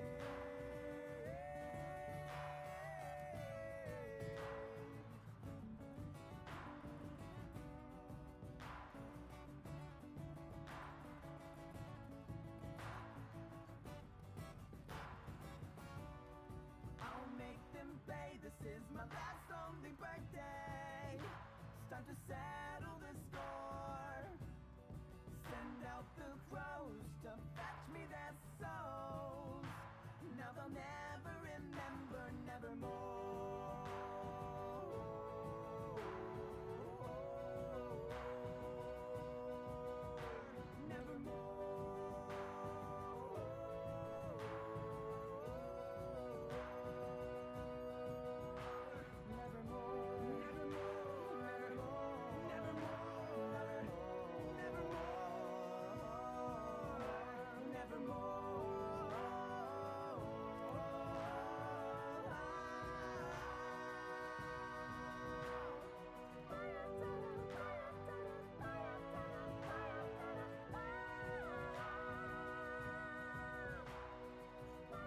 And Fiddlesticks lived happily ever after. I wish I could say the same for everyone else.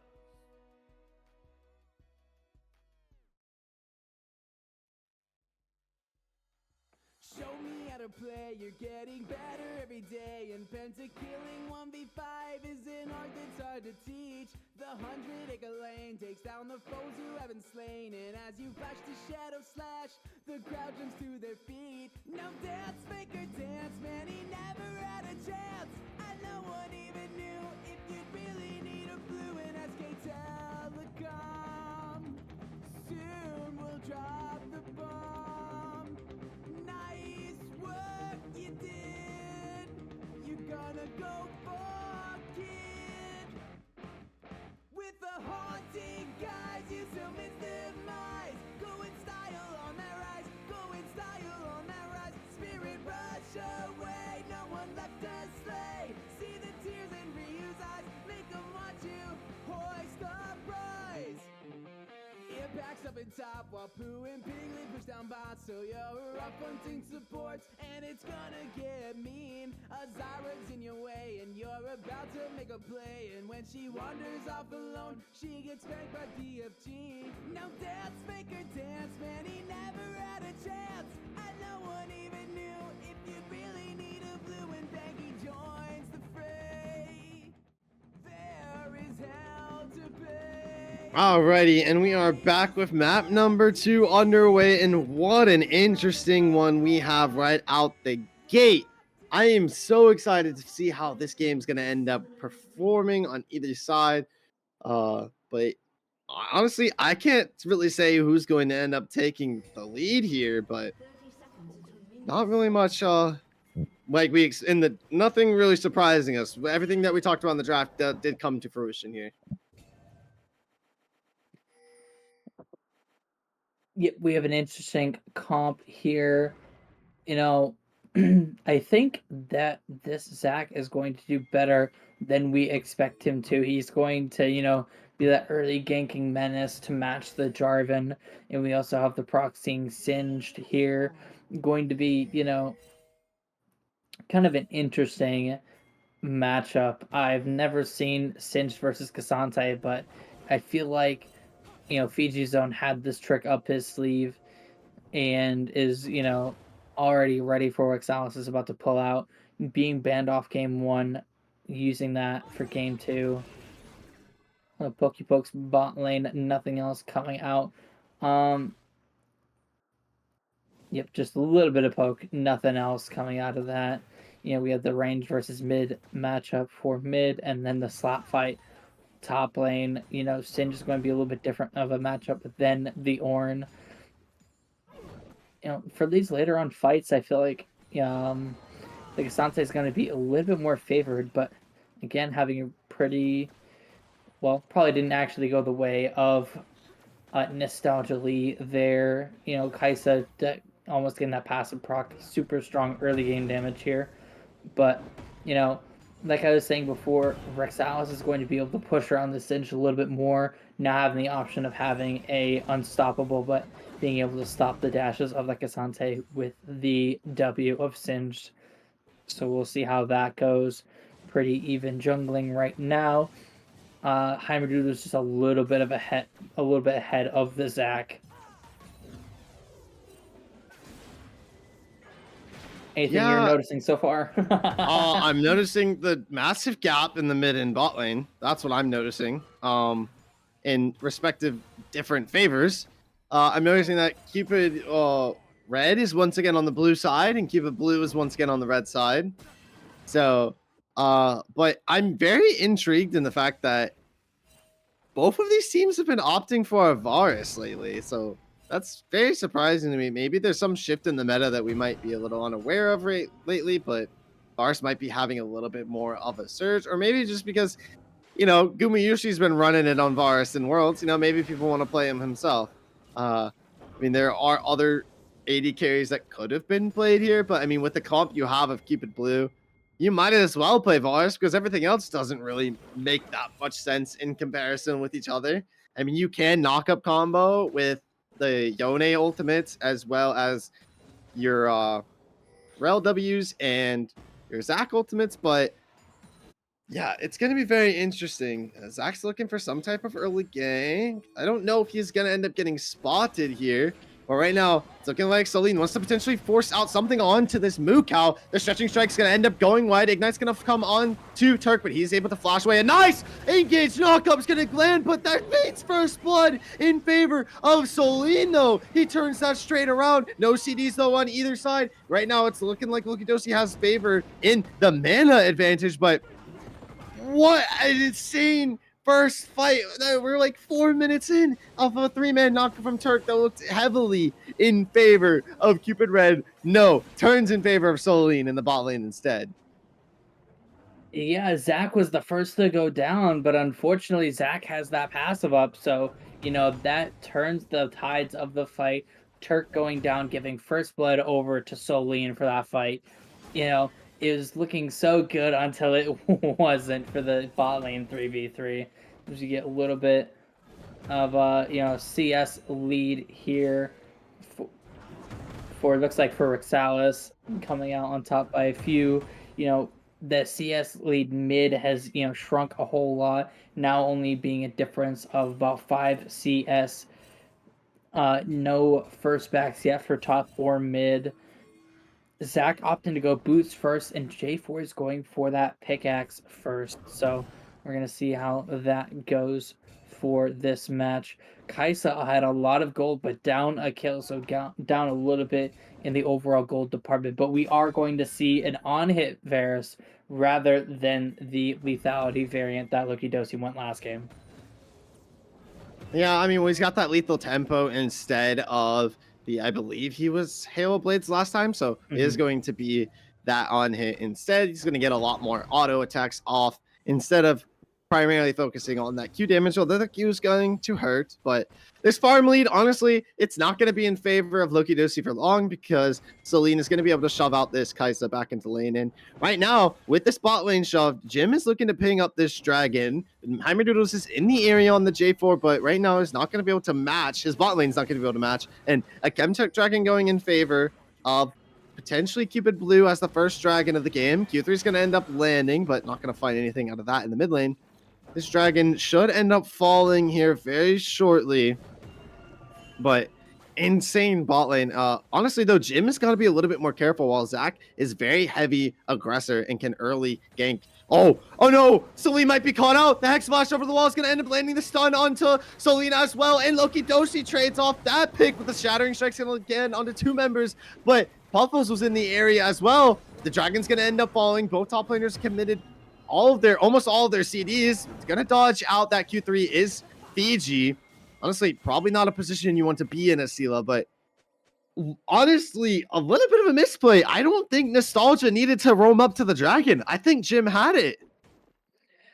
Yeah, Nostalgia kind of leaving Solienn behind a little bit. Solienn probably up too far. I mean, roaming up was fine to, help just put more bodies to secure the objective, but Solienn up a little too far while the support was not in the lane, having, no flash and no way to escape the engage from the Alistar. Hex flashing over the wall, a little bit misstep, misplay, but, Dragon going over to red side. So, trading up a little bit, Cupid eSports Blue at least getting something out of that kill onto the Varus. Puffles even roaming down, but, they weren't able to get anything out of that. Gank top lane, not really going anywhere. But in regards to that, Lokidosi got a pick, and this isn't like last time. He has a drastic CS lead, as well as a pick now, as in the meantime. Oh, it's going to land a stretching strike on to Cassante here, potentially going to get caught out. One more E from this, I never say this character's name, this Singed in the top lane is going to get that pick. So it's looking like Jim has his first of the game, and Nostalgia has roamed up to the top lane as well, wanting to get that advantage to Jim on this first Rift Herald. And actually, Heimerdoodles is back, so this should be a Rift Herald going in favor of Cupid Blue. But, it's looking like Turc has roamed up, and the TP is forced out of Puffles here as well. Nice knockup's going to end up landing. He is going to end up getting that stun. The ultimate not going to be able to help him get out. Turc's going to commit that ignite as well. Charm's going to end up landing as well as Puffles using his ultimate, and that's a first kill in the mid lane for him on asilah. You have a very strong bot side right now if you are Cupid Red. Yep, the roam up from the Alistar. Still, again, another play where something is traded in favor. I'd say still technically in favor of Cupid eSports Blue. Oh no, another knock-up, and the Cataclysm comes down as well, but Rel was able to W over. Probably a little bit too much committed there, but I mean, you forced, you didn't really force too much out of Nostalgia, but you did force him back to base, and in the meantime, Solienn is forced back to base as well there, and that's a free wave shove from Lokidosi in that bot side. So this bot lane CS is going to turn even more in favor of Turc and Lokidosi. Yep, and they're clearing Zach's entire top side right now, trying to get back that CS advantage for the J4. Having the big CS gap last game, hoping to secure another one this game. Both of them having pretty decent clears. Not like last game where you had the Talia and the Morgana, but J4 being that good jungler, as we see. I'm looking bot lane right now.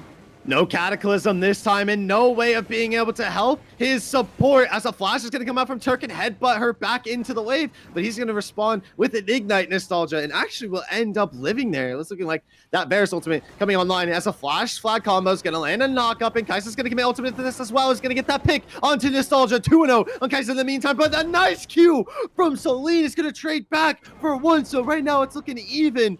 It's Lokidosi coming back to lane with that Kraken Slayer was absolutely massive in that fight.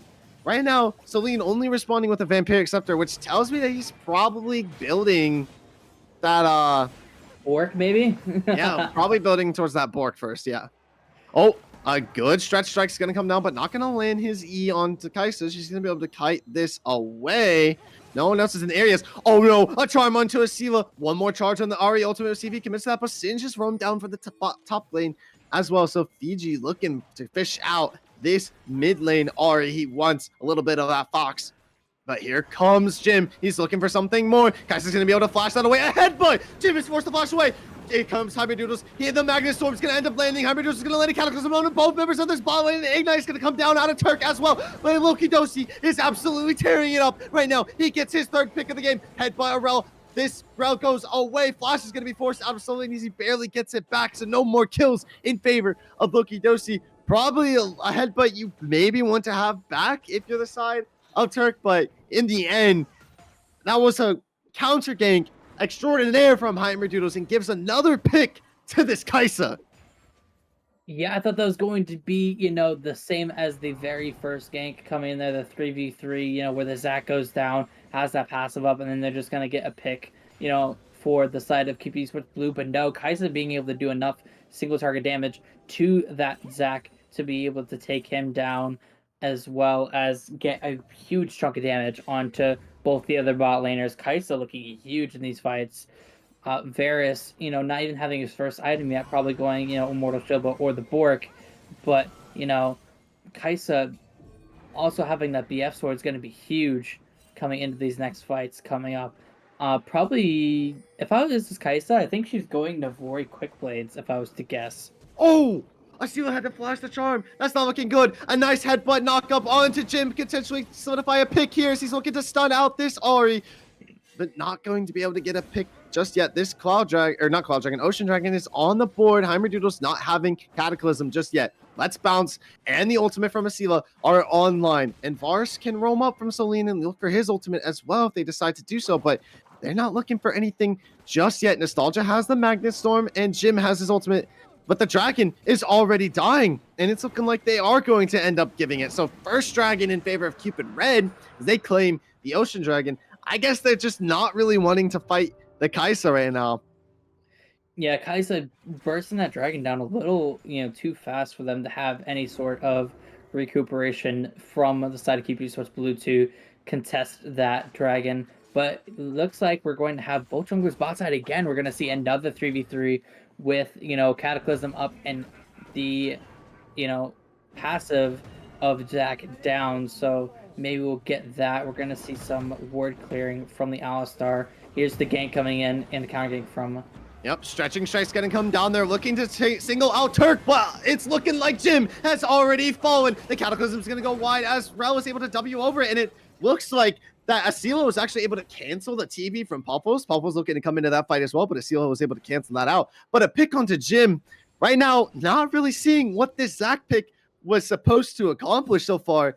Kaisa on Lokidosi is getting too out of hand. We've seen him nail many pentakills. A flash headbutt. Kaisa's going to commit ultimate to this as well. Lokidosi looking for his 5th pick of the game to see if he can land the W. Doesn't need it. He has an auto, and now he's 5-0. He's already going to have 2 items, and I don't even know what to say. How is Cupid Blue going to be able to stop him? Yeah, this Zac pick, it's very, very, very strong if you're ahead, but Zac behind is not as strong, especially for these team fights. He needs to get some items online before he can get really tanky. Going that demonic first, he's not going to have any resistances for these fights, so he needs to get 2 or 3 items before he's going to start filling in that secondary role if he's not the super ahead jungler. So we're going to see bot lane roam up to this Rift Herald. Probably not going to be contested from Cupid eSports Blue. I mean, when you have a 5-0 Kaisa at this point, why not take her to every single objective and put it ahead? The only person that has a mythic on the side of Cupid Blue is Fiji, and that's a Rod of Ages. Everybody else has mythics, essentially, except for Kaisa, who will be building towards it, and Alistar, who's going to be a little bit behind in terms of gold, as he can't get gold for himself. But that's going to be insane power spike so far. The gold lead is only like 1K, but it's looking pretty dominant for the side of Cupid. They're going to be pushing for their second items. Yep, both these supports probably again going for probably going to be going for similar items here. Alistar probably going to be building that Radiant Virtue. Not sure if Rel is going to be going one of the other tank mythics or going, the classic support mythic of Locket or Evan Shroud. So we'll see there as we see some vision getting bot side. Puffles roaming may get caught out here by the Zac and the Rel who have very long range engage, but probably not because they don't know where any of the members of Cupid eSports Red are currently. 16 minutes in, and your mid lane turret has already fallen. Not looking good if you're the side of Cupid Blue. And honestly, just not looking good in general. You're looking amazing if you're Cupid Red because you just gave a crap ton of gold to your Kai'Sa. She already has like a 50 CS lead in the bot lane, 5-0. So she should be able to potentially recall here and get that mythic. Should just about have enough gold, but they're looking for a potential pick here. It's going to force the ult out of Varus. The Cataclysm is going to come down, but he has Flash. He can get away from this. This is the fight that Cupid Blue needs. The stretching strike's going to land and deny the knockup from Jim, and he should end up falling here. Puffles comes down as well, but lands a charm onto asilah. Not going to find much, though, out of that. But that's a pick you absolutely needed, and it does go over to Solienn. Yeah, Solienn needs some gold here. He is starving. He needs to get that work online real quick to be able to deal with the tankier members of the side of Cupid eSports Red. Rexalis going the Iceborne Gauntlet this game instead of the Jack Show, which is an interesting pickup. Jack Show allowing him to get a lot more of damage coming out from his passive, and getting a lot more resistances online. But, the Iceborne Gauntlet's also a really good pickup for the slow. I feel like Singe is kind of a counter to K'Sante because of that W, not letting him dash and not letting him use his W or his E, only forced to be using his Q, which kind of favors Singed in the 1v1 because K'Sante has to get close, and that's where Singed wants you to be close behind him. So we're going to see how this Singe plays out later on for these fights because, K'Sante is going to be a menace taking out, one of the members of Cupid eSports Blue, as we maybe get a bot turret being taken out by Puffles here, and another dragon going to the side of Cupid eSports Red. I mean, Jim is on the other side of the map. He's not going to be able to contest this, and Cupid Red knows that, so they're going to take this dragon realistically for free, no contestation, and Puffles does get that bot turret as well. They might be looking for some potential gank onto asilah here. He does have Flash, so Heimerdoodles is not going to be able to catch him out with that Cataclysm, but they're going to opt against that, but not looking good in the mid lane right now. Lokidosi is going to have to play this a little bit safe. He does have a 600 gold shutdown, so you don't want to end up giving that over to, I don't know, Solienn or something. They might actually commit to this. It's looking like they're going to commit the Flash, but Nostalgia might get caught out instead. The Headbutt's going to come out, and a Magnustorm lands on the two members of Puffle.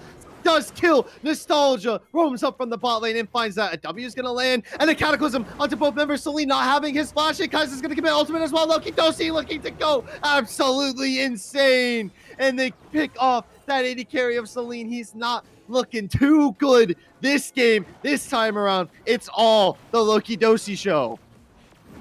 Yeah, that Kai'Sa ultimate in was so perfectly timed there with the Cataclysm, with the Alistar going in for that combo. They just, stunned for 3 seconds on top of getting a Kai'Sa passive proc on both of them, getting, another couple kills for the side of Cupid eSports Red. Kai'Sa going to get that second item online. Varus barely into building the components for his second. Kai'Sa is going to be huge for these fights, maybe even too far ahead. Not much happening in this top lane fight. Still, again, slap fighting. Not being able to do too much damage to each other. Rexalis having that Negatron cloak to negate a lot of the damage from the Singe, but Singe just having so much HP from that Rod of Ages. But yeah, Kai'Sa getting that Navori Click Blades online like I thought she would. Probably going for a Phantom Dancer next, or something else is going to enable her to, get some attack speed and some more damage online very quickly. What do you think Kai'Sa's third item is going to be, Cilantro? Are you guessing it's going to be the Phantom Dancer, or do you think she's going to go the hybrid, Nasher's third item? There's no Nashers here. She has lethal tempo. There's no misplay here. There is full AD Kaisa. Honestly, the AP Yeah. Kaisa hybrid isn't even really that good anymore. Nice stretching strike's gonna land. The root's gonna end up landing as well as the shattering strike, but they're committing a lot to try and kill off Turc here. He's gonna land a double knockup as well, and Lokidosi is in the area. Heimerdoodles as well, looking for something. He's got the Cataclysm on the line, but he's really weak, and the Magnet Storm's gonna pull him back in, but he ends up getting healed up off the heel. He Cataclysms 2 members, but he does fall to Solienn. Solienn looking for potentially more. Singe is gonna go over the wall with his flash, but not gonna be able to find a fling onto anyone just yet. But a shutdown over to your 80 carry is all you really needed if you're Cupid Blue. Did they get the shutdown? They only killed Jarvan there. I feel like they just got the gold from killing just the Jarvan. No shutdowns went over, but you know, a huge fight for them. Kaisa doing a lot of damage, but not being able to hit the same target enough to get any kills there. Playing that fight perfectly. You know, Cupid Esports Blue kind of you know, taking advantage of the fact that Cupid Esports Red kind of went in, you know, one at a time there. It seemed like so. You know, being able to chunk down the tanks of Cupid Esports Red to get engaged again. Not going to find much. I don't think Kaisa's going to take her. Oh, it doesn't even have her ultimate, so it's not going to take a fight this one. But honestly, though, this is how the first game went. Cupid Esports Blue was down at the beginning, but was able to come back based off of misplays like what we are seeing right now. This time, it's Heimerdoodles getting caught out and CC chain and falling. Solienn still stacking kills, so honestly, though, while the Kaisa is really strong right now, if Solienn can find a way back into this, he's going to be extremely strong this early on, too. And the later this game goes on, I feel like Singed and Zach are going to be able to get more out of it as well. And I mean, Yone is always going to be viable. But the Baron has been started from Cupid Red. It's looking like Turc just wants to zone out Nostalgia Lee. He's going to stun him out, and the Baron should end up falling, but a TP is committed. And they're looking to potentially fight this. They're going to land the Shattering Strike onto Turc. Turc's going to headbutt Jim into the fight as Yone's going to go in, but is not going to find anything just yet. But this Soulstar is very weak, and that's a pick over to Solienn. And Nostalgia Lee might be caught out in this backline, but it does have the flashes to be able to get away as a fling over the... It's going to be able to get out Heimerdoodles, and another pick for Solienn there as well. He's looking for more. Might try and find this Ari, but he's going to get charmed out, and that's going to be a double kill for Puffles. And Lokidosi comes in at the right time, and it is just Fiji left alive, and he has to run away. Honestly, though, you got a little overzealous if you're Cupid Blue. You got a couple picks, and those went to your 80 carry. You should have just ran away. You didn't need to go for more. Yeah, it almost didn't go their way, but they're, you know, towards the end, they're following the #1 rule of League of Legends. You know what that is, Cilantro? Feed? Don't chase Sins. They had the opportunity to maybe try to chase him down, but they just let him go. Decide to go for that mid play, getting the turret and the inhibitor, getting a huge amount off of that one play. You know, swinging this into maybe even a sole point for the side of Cupid Esports Red. I do not think they're going to be able to contest this. Zach maybe to look to jump in, but nope, not fast enough. Kaisa's going to burn this down so quickly. Has that Zeal online now, probably going for the PD. They're probably just going to look to get this bot turret here as well, getting the tier 2, just collecting turrets, collecting gold across the map, playing this how they should be. But again, remember last game, this is the exact point right after here where they lost the fight, and then it just started going the way of Cupid Esports Blue. So we're going to see if they're going to be able to win this game back here as well. Well, Cupid Red doesn't really have that much of a track record of not being able to close out games, and it's not looking like they want to start a track record of that today, as the bot inhibitor turret should end up falling here very shortly. The cannon minion left alive is going to end up taking that down. They have no mid inhibitor tower or turret as well, and this should be 2 inhibitors down. And you know what they say when you have Baron buff and open inhibs, you have a 99.999% chance of winning the game. Yep, we're just going to see, you know, a slow siege coming out here. Maybe a huge engage coming out from the Zach or the Rel whenever somebody steps up a little too far. But nothing yet. They're just going to take the gold wherever they can get it and try to just squeeze Cupid Esports Blue out of this game. The 7k gold lead so far. Kaisa, you know, having her 3rd item now online. A complete item ahead of this Varus. You know, 50 or 60 CS above him as well. and 1 kill ahead with 0 deaths on the board. If you were Cupid eSports Blue, how do you get back into this game, Cilantro? Honestly, though, it's... I don't want to say it's near impossible. You're down 7, almost 8k gold. You're a soul point for the enemy team as well, so you've got to find a pick somewhere that can lead you into snowballing a fight while you shove out these waves. And this is not how you do it. You say don't chase the Singe, but there's chasing him now. Actually committing Cataclysm to that, but they burned both CDs out of Fiji. Honestly, though, you kind of take that. That means your top laner is out of this next fight for about 5 minutes. But yeah, you need to find some type of pick. And it's not really looking like the members of Cupid Red are going to give an opportunity like last game for those picks to come online for Cupid Blue. And I mean, I don't know too much about this comp that Cupid Blue is running, so I feel like in terms of scaling, it's looking a lot more in favor of Cupid Red because this Kai'Sa's not going to fall off. Jarvan is going to be useful no matter what. Cassante is the most broken champion in the game. And Ahri is just about to have Rabadons. So yes, Solienn is getting a bunch more kills, but the Varus last game we saw at Lokidosi, even though it was ahead, it ended up doing nothing later into the late game. Jack's scaling. He is building a little bit of a tank AP/hybrid, but he's not going to be tankier than Cassante Jarvan. So it's really going to come down to these engages, and that fate sealed might actually seal Cupid Blue's fate. That ultimate not going to be there for this next fight, and it could be top turret falling as well. The W is going to stop the back from asilah as well. This turret should end up falling. Pulverize goes in from Turc, but not going to find anything out of that just yet. Charm's going to end up going wide, but yes, this top turret has fallen. They want to go for this top inhib as well, and then it's just they just go get the Baron and the game's over. Yep, looking to just siege to finish off this game, not having the best of wave clear for the side of Cupid eSports Blue. They have the Yone and not a control mage. He can't really farm effectively. You know, the best wave clear that they have is their Singed, but he needs to be, you know, in there to be able to clear out those minions. They're just going to abuse their range advantage right now.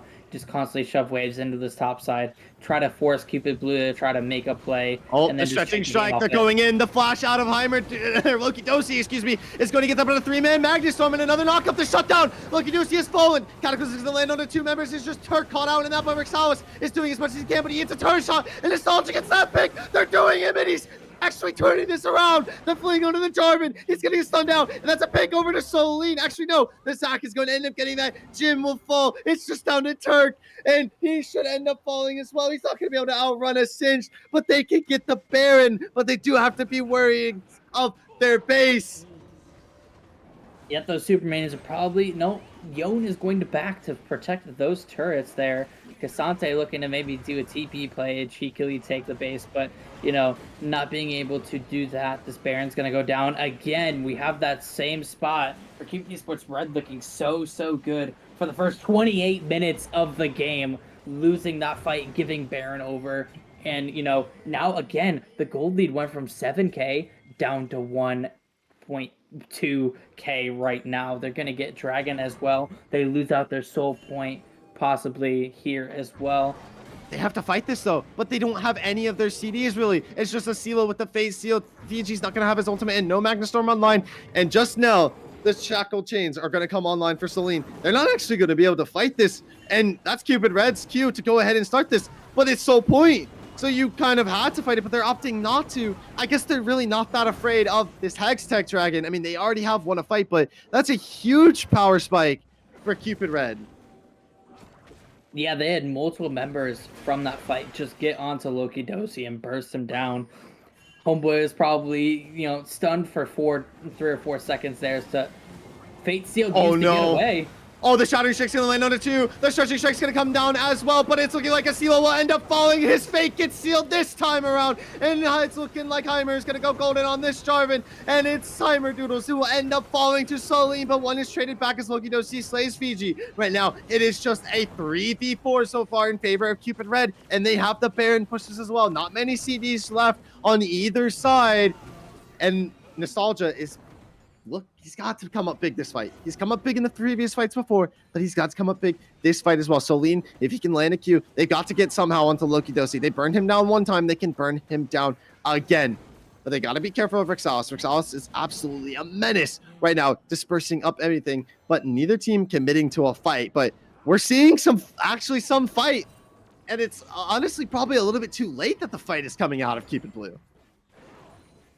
Yeah, again, like that fight was like the ones previous, where all the ones where Cupid eSports Red won, you have the engage coming out from the Zac and the Rel, but end up just being pushed into the team by Rexalis and by Turc inside of Cupid eSports Red, being able to push all the tanks of the enemy team into the Kai'Sa, which is kind of counterproductive if you think about it, but Kai'Sa's able to burst them down so quickly that, they're left with a 4v5 with no tank.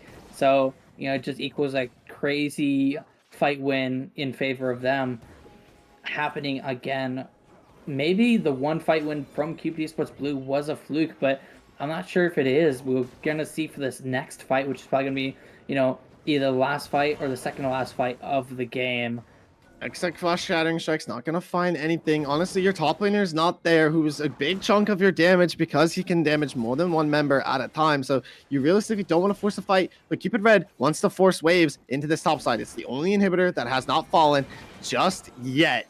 But Cupid Red they're going to put up a fight. They're going to take this inhibitor and look to potentially steamroll this into a fight. I'm looking at Nostalgia with this Magnet Storm and the Cataclysm on Heimerdoodles. You have no flash on Solienn just yet for probably about 10 seconds, but Lokidosi is going to have his flash online as well. Puffles not having flash as he used it in the previous fight, and asilah is the one that's realistically getting caught out here. So Heimerdoodles landing a Cataclysm on him last time, if he can do so once again, might actually seal this game away for Cupid Red as they take it. They've got the wave push, and now is the go button for Cupid Red. The charm is going to land onto Jim. He's going to end up going. He's going to get stunned now. Rexalis is going to get that pick as Turc is going to headbutt away. This Vars is looking for potentially more kicks. The Fate Seal's going to land onto two members as a three-man Magnet Storm is going to come down as well. But Heimerdoodles is going in. He's going to Cataclysm onto this Vars, but Vars ends up trading out in the meantime. But they're looking for more. Singe is going to kill Lokidosi, and it's all up to Solienn and Nostalgia, but they're not going to end up living. Solienn will end up falling, and it's just Fiji and Nostalgia, but they are literally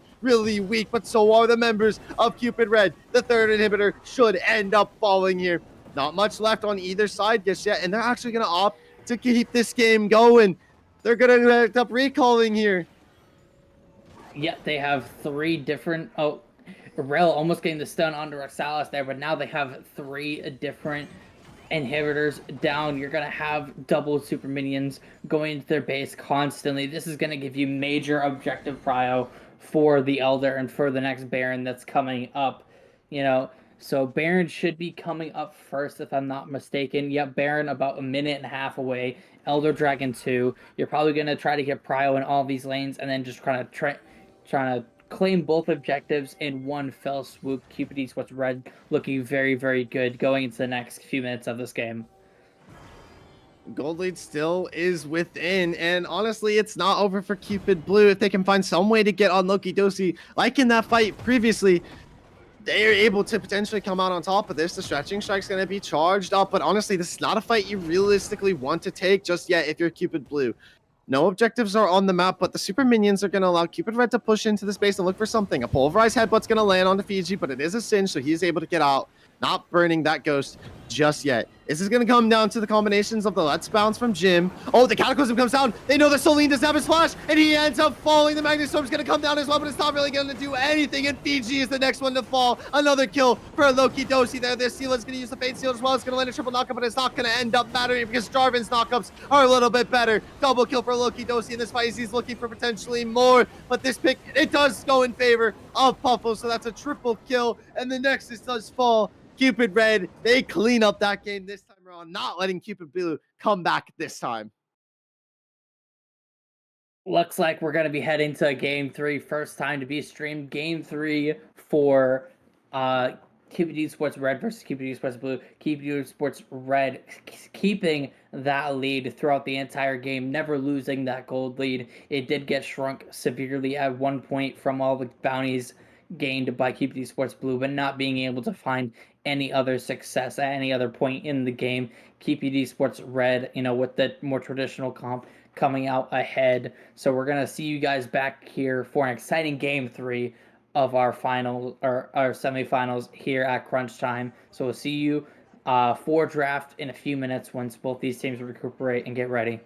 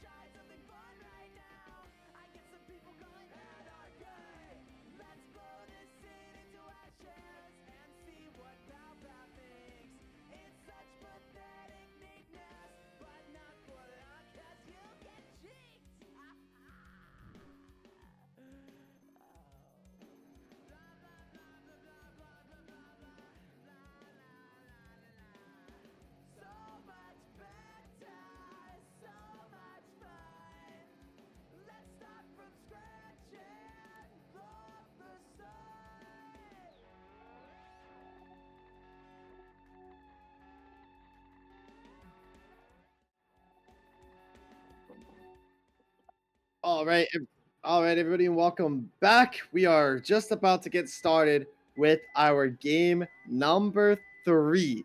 It's a very, very hyped semifinals, and a little bit of an update is AKM and Glacial Esports Black has also gone to a game number 3 as well tonight. So there could be maybe upsets on both sides. Maybe both our undefeated teams end up falling today, and we have an Akuma Blades Cupid Red final. That would be absolutely insane to me.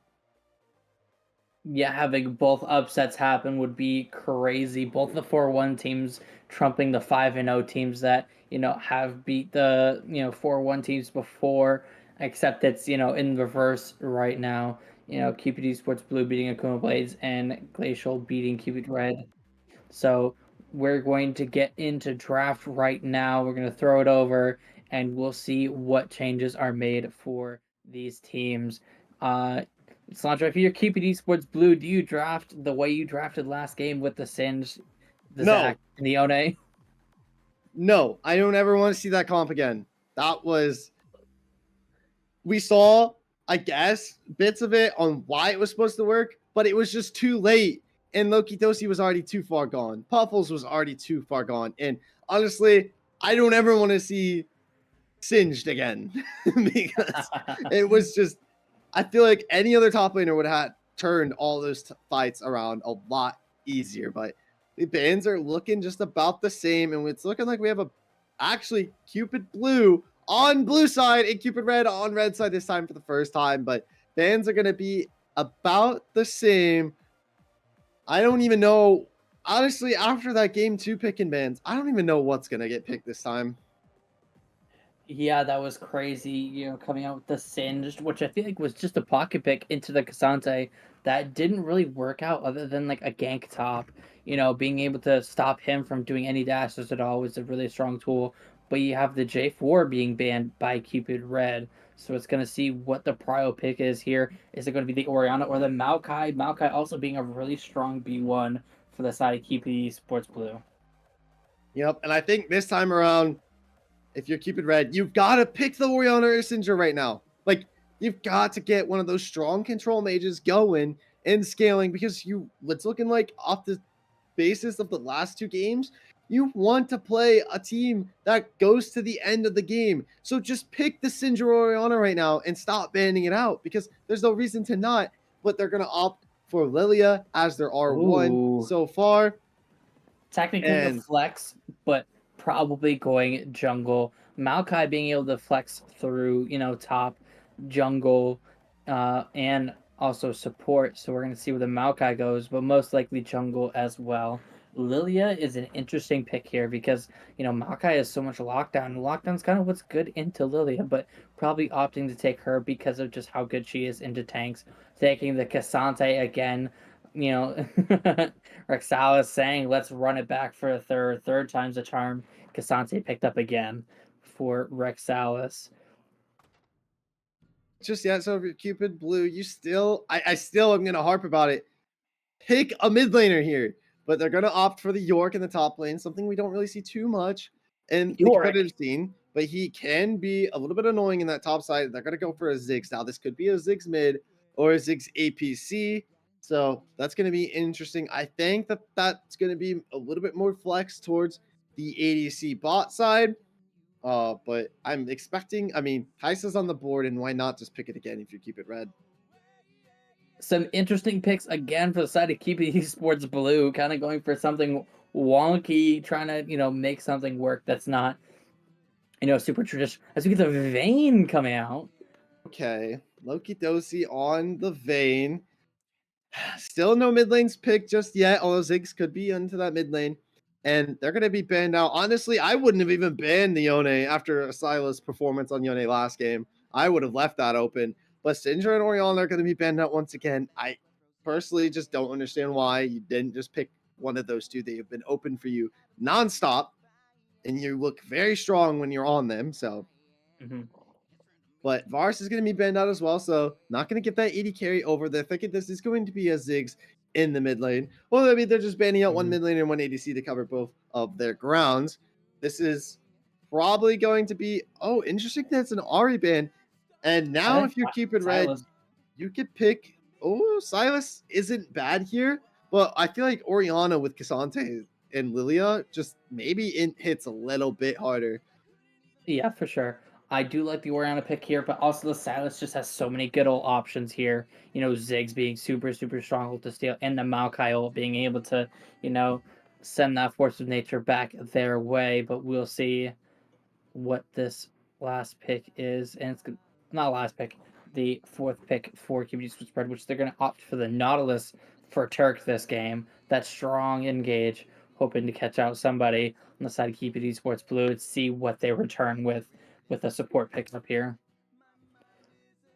Yep, Nautilus Vayne, very strong scaling bot lane. Looking like they want to opt for the Jace in the mid lane out of asilah. Very interesting pick. I think he has some strong performances in the past on this champion. So not going to be expecting some very much out of him.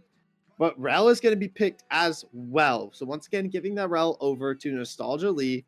And it's a Ziggs Rel bot lane. Once again, a very interesting comp out of Cupid Blue, but makes a lot more sense to me than their last comp.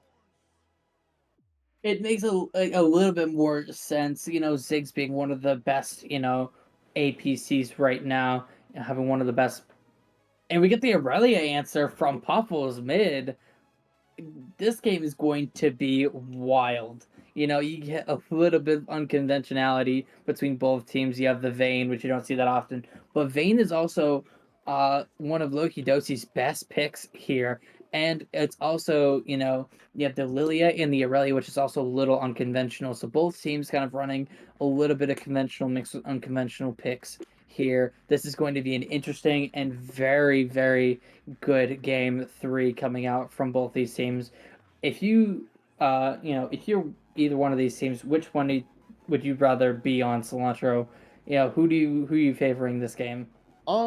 I'm leaning a lot more towards Cupid Blue's comp, primarily because they've got to Cupid Red's going to have to deal with this York somehow. Where Cassante, you know, that's fine. Cassante would gladly match the York in the top side, but that leaves you down to be bursted from this Ziggs Jace Rel Yorick, or not Yorick, Maokai.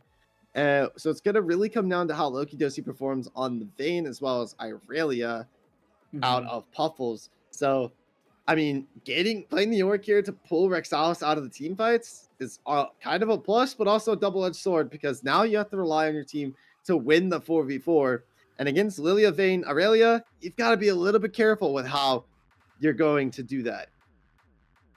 Yeah, Cupid Blue rocking this really strong poke comp. Even Yorick can even double as a poke champion just because of, you know, throwing all the monkeys on you to grab at your ankles while you're trying to win a team fight, you know, but you know, it might be very hard for Cupid Red to get in on the backline or even, you know, get in to do damage before getting bursted out and, you know, cut down by the massive poke from Cupid Esports Blue.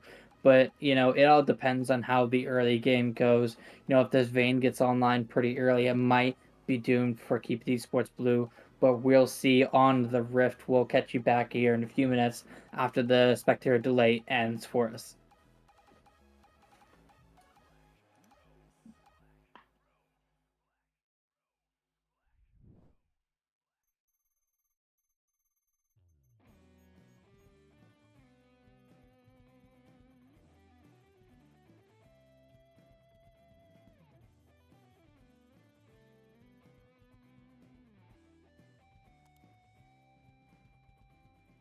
Sit down, sing with me, pick your pros for fantasy. Everybody's got their favorite team. Get up on your feet, get hype when your team competes, cheering for their victory. Picks and bands, champ select, teamwork casters enlisted, EUNA and the LCK. Welcome to the LCS. Find out which team is the best. See who's better than the rest. Welcome to the LCS. Keep start, play some words. 80 carries buying swords. Riot freak with puns galore. Tune in, watch the show.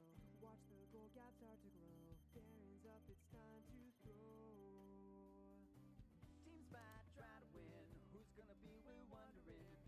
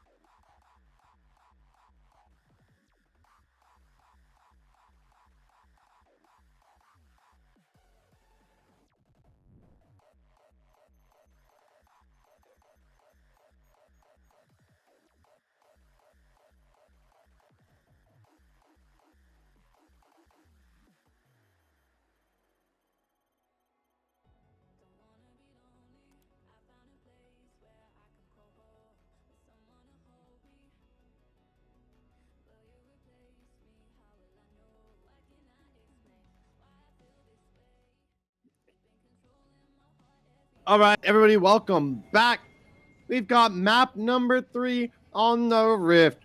And honestly, this is all for the marbles here.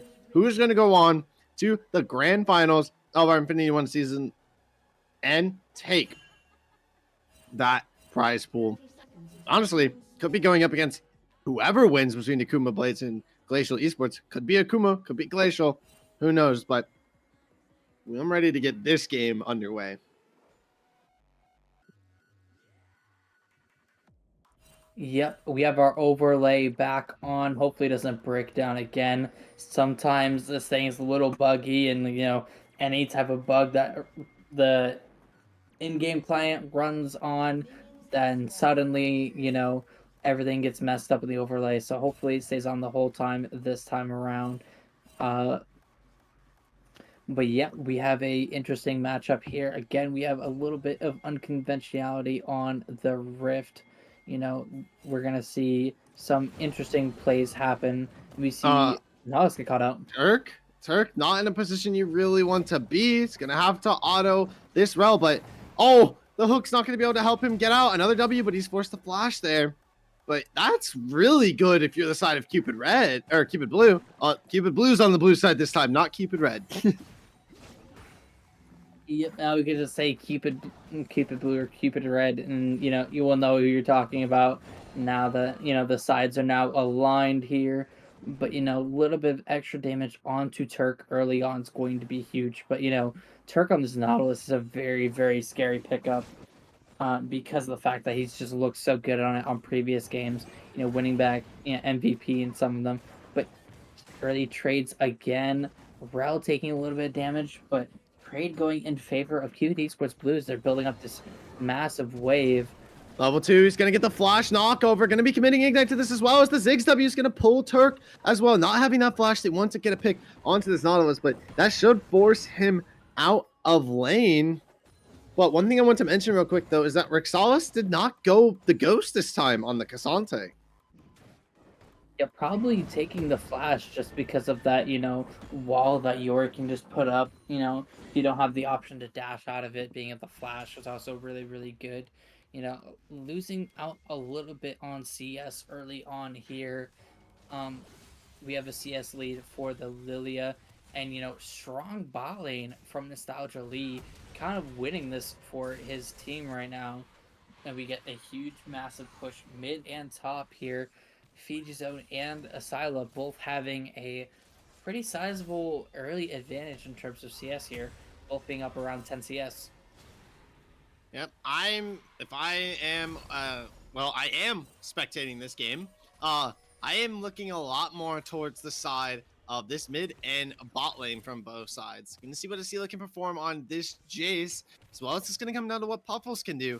And I mean, it's been Solienn versus Lokidosi all day today already. And right now, Solienn is not really on that heavy carry playstyle champion as the Ziggs, who is a bit more of a mage. So does a little bit more bursty damage and kind of burn down control.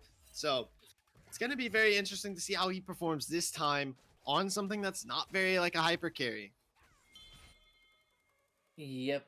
No huge advantages yet because it's the first 5 minutes. So we're just seeing, the early stages of what's about to be, but it looks like CS advantages all around the board for the most part, except for mid lane for Cupid Esports Blue, but being a tiny bit behind in gold, being down 200 gold so far. And really coming up on either side just yet. The first dragon is going to be up in about 40 seconds, and it is a cloud dragon. So that's something you definitely want to get if you're the side of Cupid Red. But we saw a little bit of a gank there in the mid lane. Jim not really able to find out much of anything. Although Maokai not a very strong level 3 ganking jungler. But we have seen some flash Ws and some mad crazy things happen on the champion before. But I'm really going to be looking towards this first dragon fight. It's right now looking like Jim wants to path towards this bot lane. And Solienn's going to poke out the Nautilus just a little bit. Nautilus does not have flash, only has the Hex Tech flash online. They are going to zone out this bot lane. That'll allow them to shove out the wave and play for first dragon. But Heimerdoodles is in the area as well. Yep, asilah is backing, and we could have Puffles roam down to this dragon fight, but unfortunately we have a pause here on the rift. I think Rexalis might have DC'd again, but you know, when we look at builds here, just to shift the topic a little bit, Rexalis is now going for the Sunfire first item on the Cassante and not going for Mythic first like he did the past 2 games as well, changing up his playstyle quite a bit to match the Yorick coming out of Fijizone, maybe throwing a wrench, at him, and you know he has to change a lot about his playstyle to figure out how to deal with this Yorick pick, and being forced to match this split pushing Yorick. But Yorick in as well as a poke comp is a very, very good combination, because the poke comp can kind of self-sustain themselves a little bit while Yorick is trying to take away members of the other team to split push for. But first backs coming out for the Ziggs, not getting too much, only getting the Sapphire Crystal, probably just trying to work towards that lost chapter. And the Lilia has also got her blasting wand online, so she can go a couple different directions with that. Definitely cannot go Leandry's first, however, probably going for, maybe we even see like the old tank Lilia build coming out where she goes demonic first into Jack Show. But we will see. What do you think, Cilantro? What build do you think Lily is going to go this match? I've seen the Rod of Ages. I've seen the Leandries. I've seen Ludens. I've seen a lot of things. She can't go Leandry's anymore. Or at least that first item, at least, with the blasting wand. No. But it could be towards something like the Rod of Ages. That wouldn't surprise me too much. She could be going demonic first though as well. That's also an option. But yeah. I mean, not much has happened. It's looking like a potential first dragon start, and Heimerdoodles is not going to be in the area, but he can roam as well. But he does not have his bot lane there to help contest. So I think this is going to be a give, and Cloud Dragon will go over towards the side of Cupid Blue.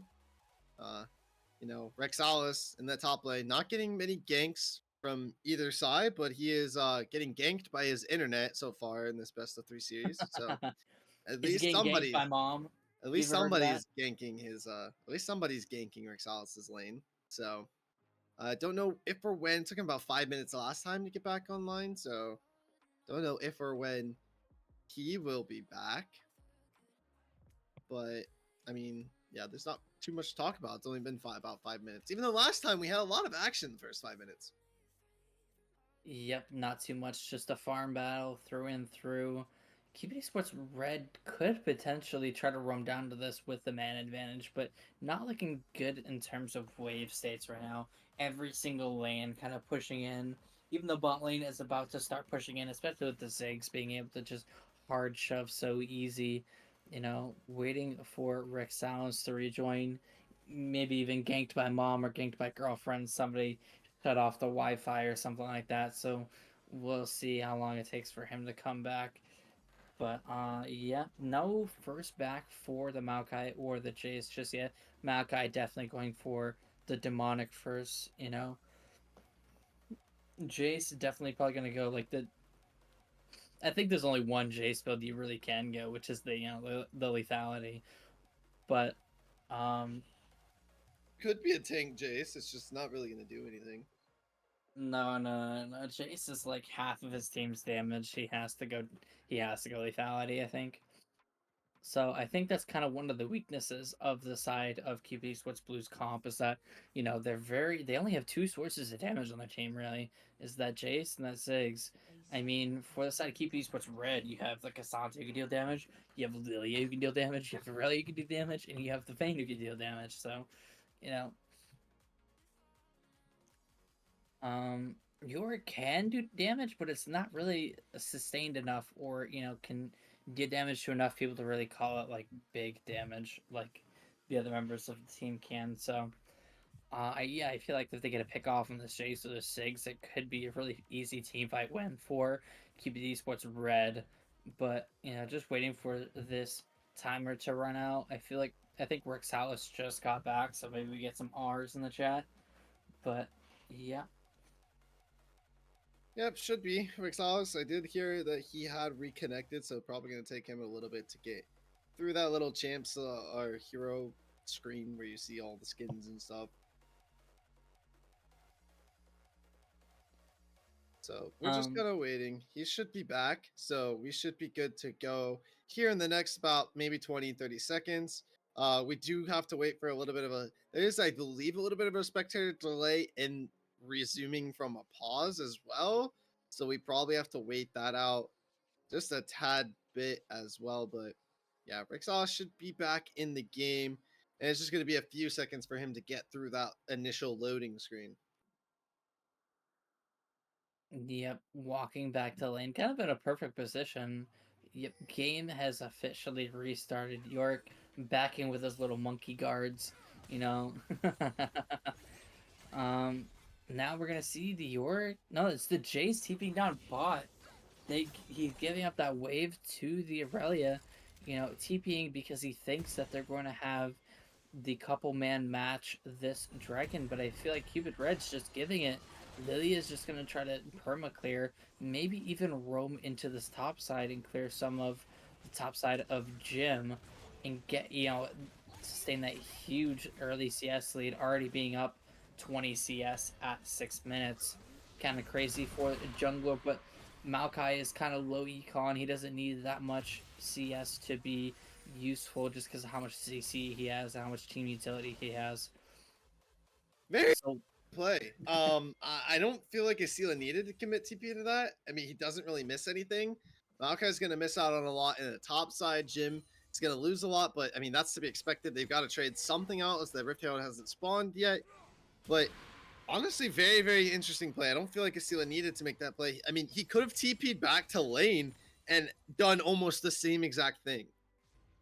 yeah, it was a really, really good TP if they decided to contest for the drag with the Aurelia because she had the ability to walk down, and she would have definitely got there first if he TP'd, and she would have been able to catch him off guard if he TP'd to his own turret. So it was a really good play if they decided to contest for drag, but they did not. So, you know, kind of wasting a TP a little bit there, but, you know, securing the play after all.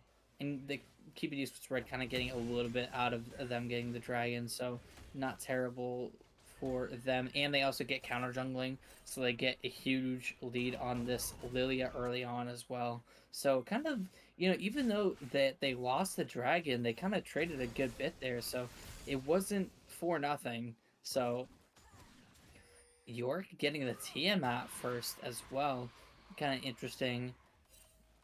Probably either going CS Titanic lead. or Ravenous. It's probably going to be Titanic. Most likely going to be Titanic here. I feel like he wants to go for the Tiamat. Usually we see something like the Sheen build, but I don't think he wants to fight this Cassante. Hook's going to end up landing, but Rel is able to W away there, and the Dynamite's going to land on the Vayne and keep her from engaging as well. But yeah, like I said, I don't think that the York realistically wants to fight Cassante right now. Honestly, if he could just sustain a CS lead and shove out these waves faster than Cassante can respond, keep Rexalis under his turret, then he's going to be sitting pretty golden because I don't think either one of these top laners are expecting their jungler to come up there. Also, this allows him to roam down towards this Rift Herald, but we see Turc has roamed up as well, and Heimerdoodles, they're sitting around this mid lane bush, but in the meantime, the Rift Herald has already started, so honestly, asilah, he doesn't have to roam up to this Rift Herald. He could just stay under his tower like this and keep these two crucial members away from the Rift Herald, but they know that something is up, and it's going to force Cupid Red potentially off of the Rift Herald. Yep, the other bot lane roaming up now as well, looking a little bit better for Cupid Esports Blue. You know, asilah getting a good bit of damage onto Heimerdoodles there with that EQ combo from the Jace's Turc goes in. They're not really going to find much of anything. Full Tilt's not going to get anything either. Shattering Strike's not going to find. Only going to stomp him up, but in the meantime, Jim did pick up that Rift Herald, so lots missed out. Honestly, you didn't really miss anything, actually. If you're Solienn, surprisingly enough, Vayne was not able to shove out nearly fast enough to make it to where Solienn missed out on a lot. So he's going to be back in time to get his CS and XP. But really good play for Cupid Blue right now. And this Rift Herald honestly could go anywhere but top lane. Yeah, you might want to get, that push going in for top lane, but that's not really one of the members you really want to get a lot of gold onto. Rexalis picking up the Sheen along with the uh with the I'm blanking on Bomby the item Cinder. name. Yeah, Bomby Cinder, yeah. Sheen with the Cinder. Probably going to finish his mythic before finishing off the Bomby Cinder. We do see the Caulfield's Hammer going out for the um That's the Titanic. York there. Um, Is that part of Titanic? I don't think I'm that's a part of Titanic. I think that's part of Ravenous. no. Ravenous has Vampiric Scepter. So I'm pretty sure that's part I, of Titanic. Also, doesn't really make too much sense to go Ravenous on the York. I mean, he can go it, but there's at least given the comp that he's up against, it's not too much of a need, as well as he's going to be split pushing, so he wants that extra health and AD off the Titanic. Doesn't really need much off of the Ravenous, but right now, Jim is lingering around this bot side, and he has those Nature's Grasp. And he's got the Rift Herald. So he could also look to potentially plant this down and get a CS lead towards his bot side. Giving that to a Ziggs would be a little bit detrimental if you're the side of Cupid Red, because that's going to be another mage with a lot of gold in his pocket. It's going to hit a lot harder than you would want him to hit. So, but it's looking like Turc wants to look for some form of hook, but Jim is still in the area. He's going to have to wait for Heimerdoodles to move down into this bot side jungle. But right now, this river is all Cupid Blue, especially looking at the vision. Hook's going to end up landing, and the depth charge is going to come down as well, and that's going to force a flash out of Solienn, but the Magnustorm is going to pull both members of the pot lane and peel for his AD carry. The Nature's Grasp is going to be fused out in the meantime as well, and that's going to be a TP coming out from Puffles as the flash is going to land from Turc, but a flash W is going to come down as well, but the Q's not going to be able to knock him away just yet. Puffles looking for a potential kill, and that's first blood going over to Lilia, but it's asilah who's able to trade out for one. He's looking for more. The Flash Hammer Strike's gonna get him another one, and it's up to the bot lane to come and peel for him. They're looking for something more. Rel's gonna land a Flash W, and the Shattering Strike's gonna go down as well, and Lilia's trying to fight back with the little T-Lovi is going to be able to get a stun in combination with the daggers from Puffles, but nothing's gonna be traded out there just yet. You lose your AD carry, and 2 picks go over to the Jace, and now they could move up to the Dragon if they want to as well. This is looking really good for Cupid Blue. Yep, that is Cupid Blue on blue side this time. Coming up huge with the Jace. He did so much damage to Lokidosi and Turc on the back line there. Winning that fight for his team. If he did not show up when he did, that would have been a bad fight for them. But now they're going to be able to secure this dragon. Jace already having his mythic online. Aurelia going for the Bork first as well, so she has one item online as well, but Jace looking very, very strong right now for this early game, which is going to be scary for the side of Keep eSports Red. Dragon's gonna already be started in York. Actually, catches out Rexalis. He could look for some type of flash Q. We're gonna see if he does go for the tower dive. And actually, Rexalis knows and is gonna use his flash in the meantime. The Dragon has already been started, and no ultimates really on either side. The Nature's Grasp does end up coming down, but is only gonna root out the members. But Cupid Blue, they can run away. Rift Hero gets dropped in the meantime. I'm guessing that was about to turn out and time out. So that's gonna be used to help get this mid tower, as a nice Hextech Flash Shattering Strike W is going to land a multitude of CC onto Turc, and he will end up falling. Bot lane Turc could end up falling here as well if it's enough HP for Solienn to blow it up with the dynamite. But Cupid Blue is looking insurmountable right now, and somehow they have to stop this jungle invade from Cupid Red, as Aurelia is looking for some type of all-in. She's gonna go under the tower. Puffles uses the flash, but it might be all for nothing. One more turret shot, it will. That's a 1-for-1 for asilah. And honestly, you're 3-1. That's a shutdown for Puffles, but you take that if you're the Jace. I mean, yeah, it's better than not getting anything, but that is also really, really good for this Aurelia getting able to have, that bounty gold on her and, get that wave under, now the wave's going to be pushing back into Nautilus is going to catch the wave for his mid laner. Very, very good move there. Bot turret did go down there with the Ziggs W, blowing it up.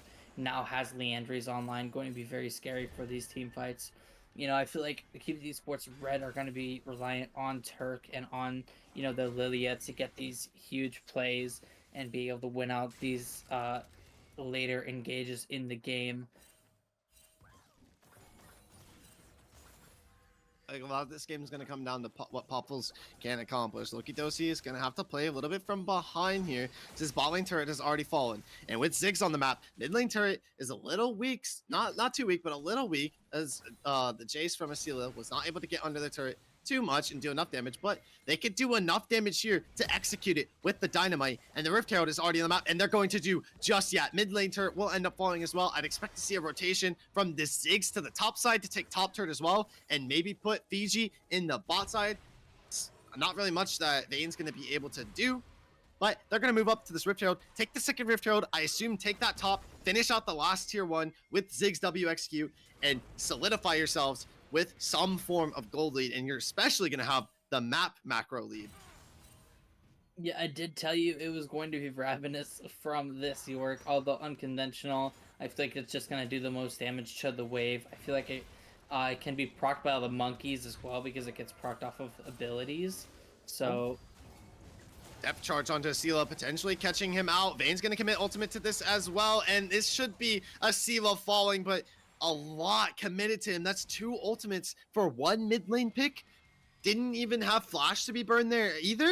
So honestly, if I'm Cupid Blue and asilah, you shouldn't have been caught out there, but I accept 2 ultimates for 1 kill. Yeah, I feel like they just want to get some, like, as much gold on Lokidosi as possible. Vayne, the only thing that she's reliant on, to be huge is that gold advantage. Or not even a gold advantage, just getting gold on her in general. She could be 0-8. As soon as she gets 3 items, she's still a force to be reckoned with. So she's going to be stronger the more gold she gets on her. Aurelia probably going for like the Gourd Drinker style build for her for second item. Coming up, we have Radiant Virtue first item for Maokai, which essentially you usually see the demonic coming out first, but probably deciding he doesn't need the damage for his team, opting for the better team fighting mythic, getting that online as quick as possible. With this choice, I think the Radiant Virtue Rush is pretty good. Usually you go the mnemonic because it helps with your clear speed, but right now when you have a mid lane, all of your lanes essentially are ahead, you don't really need that clear speed. And it's looking like Rexalis, who rotated to the bot lane, might be caught out. Nature's Grap's going to be forced out as well, but the Pathmaker is going to let him live. Ilting Lullaby is going to come down as well, and it's looking like potentially Jim is going to be caught out here and will end up falling to Puffles, who comes in, but the Magnet Storm is going to slay Puffles. Rexalis is a quarter of HP, is forced to flash away. The flash hammering strike from asilah will get that pick, and it's just down to this bot lane, but they are trading onto Nostalgia, who does end up falling, and there's 4 members alive so far, as Fiji has zone TP down. Solienn gets that pick onto Turc. Flash out of both that was flash out of, I believe it was, yeah, Lokidosi there. asilah had used his flash as well to get in that hammering strike, but is going to get that pick under the AD carry. The next dragon is going to be up in 20 seconds, so nothing to fight for just yet, but really good team fight for Cupid Blue. They get a pick onto their AD carry, and they get 2 picks onto their mid laner. I mean, a pick onto the Maokai is also helpful, but this Jace is going to be a force to be reckoned with. Yeah, Jace being really, really strong for these fights here, trading 4 for 2 in favor of Cupid eSports. Blue. But there's no more cooldowns. The hook depth charge is going to land, but it might actually be Turc, who's the one that is caught out. Solienn gets that pick. Rexalis is able to TP in, but he might get caught out right now anyway as well. The daggers are going to come out and land onto multiple members as long as the stun as well. But it's Fiji who's putting down the Qs. And right now, Jim has ended up falling, but it might not end up mattering. Actually, no. Nostalgia goes in as well and falls as well. With the Vayne still alive, this fight is winnable if you're the side of Cupid Red. But they're going to opt to back off. Heimerdoodles is really weak. Rexalis is not able to fight anything. This should be soul point acquired for Cupid Blue. We're getting some silver scraps. Oh no! His ultimate. Oh no! Solienn 3-0 on this Ziggs. He heard us talking smack that he wasn't gonna hyper carry on something like the mage, and look what he's doing.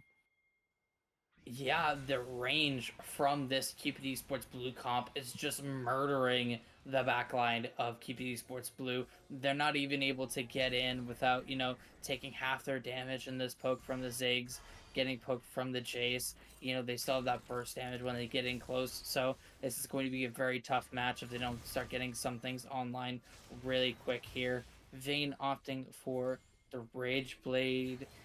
build, getting that Rage Knife and the No Magic Mantle online as well. I thought she was going to go for the Wit's End, but starts Oh, building the up the turret Rage lived. Knife.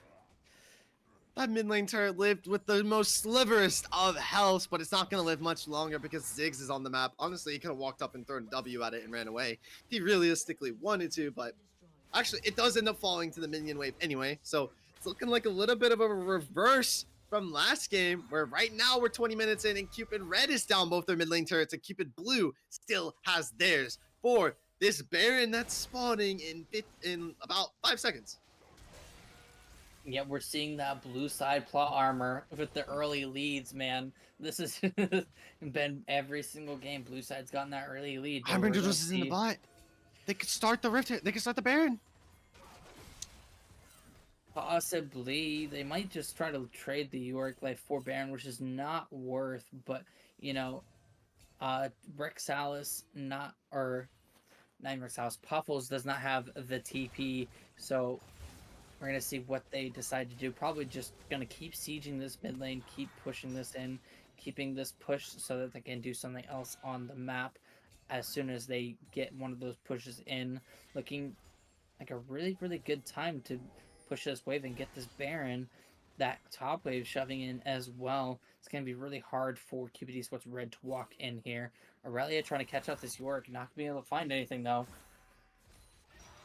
Yeah, right now it's just a little bit of a battle for vision in this top side. The swirl seeds are going to keep landing. Another hook from Turc, but this is actually looking like an engage from Jim, and asilah is going to land the hammer strike, and that's 2 picks already gone for Cupid Red. The TP from Puffles, he's going to be forced to flash away as an ignite from Nostalgia is going to force him out, and he's going to use the blast cone to get away, and this definitely opens up that Baron. Turc getting caught, not Turc, but Turc and Heimerdoodles getting caught out there. Honestly, he's going to want to have that hook back in his pocket.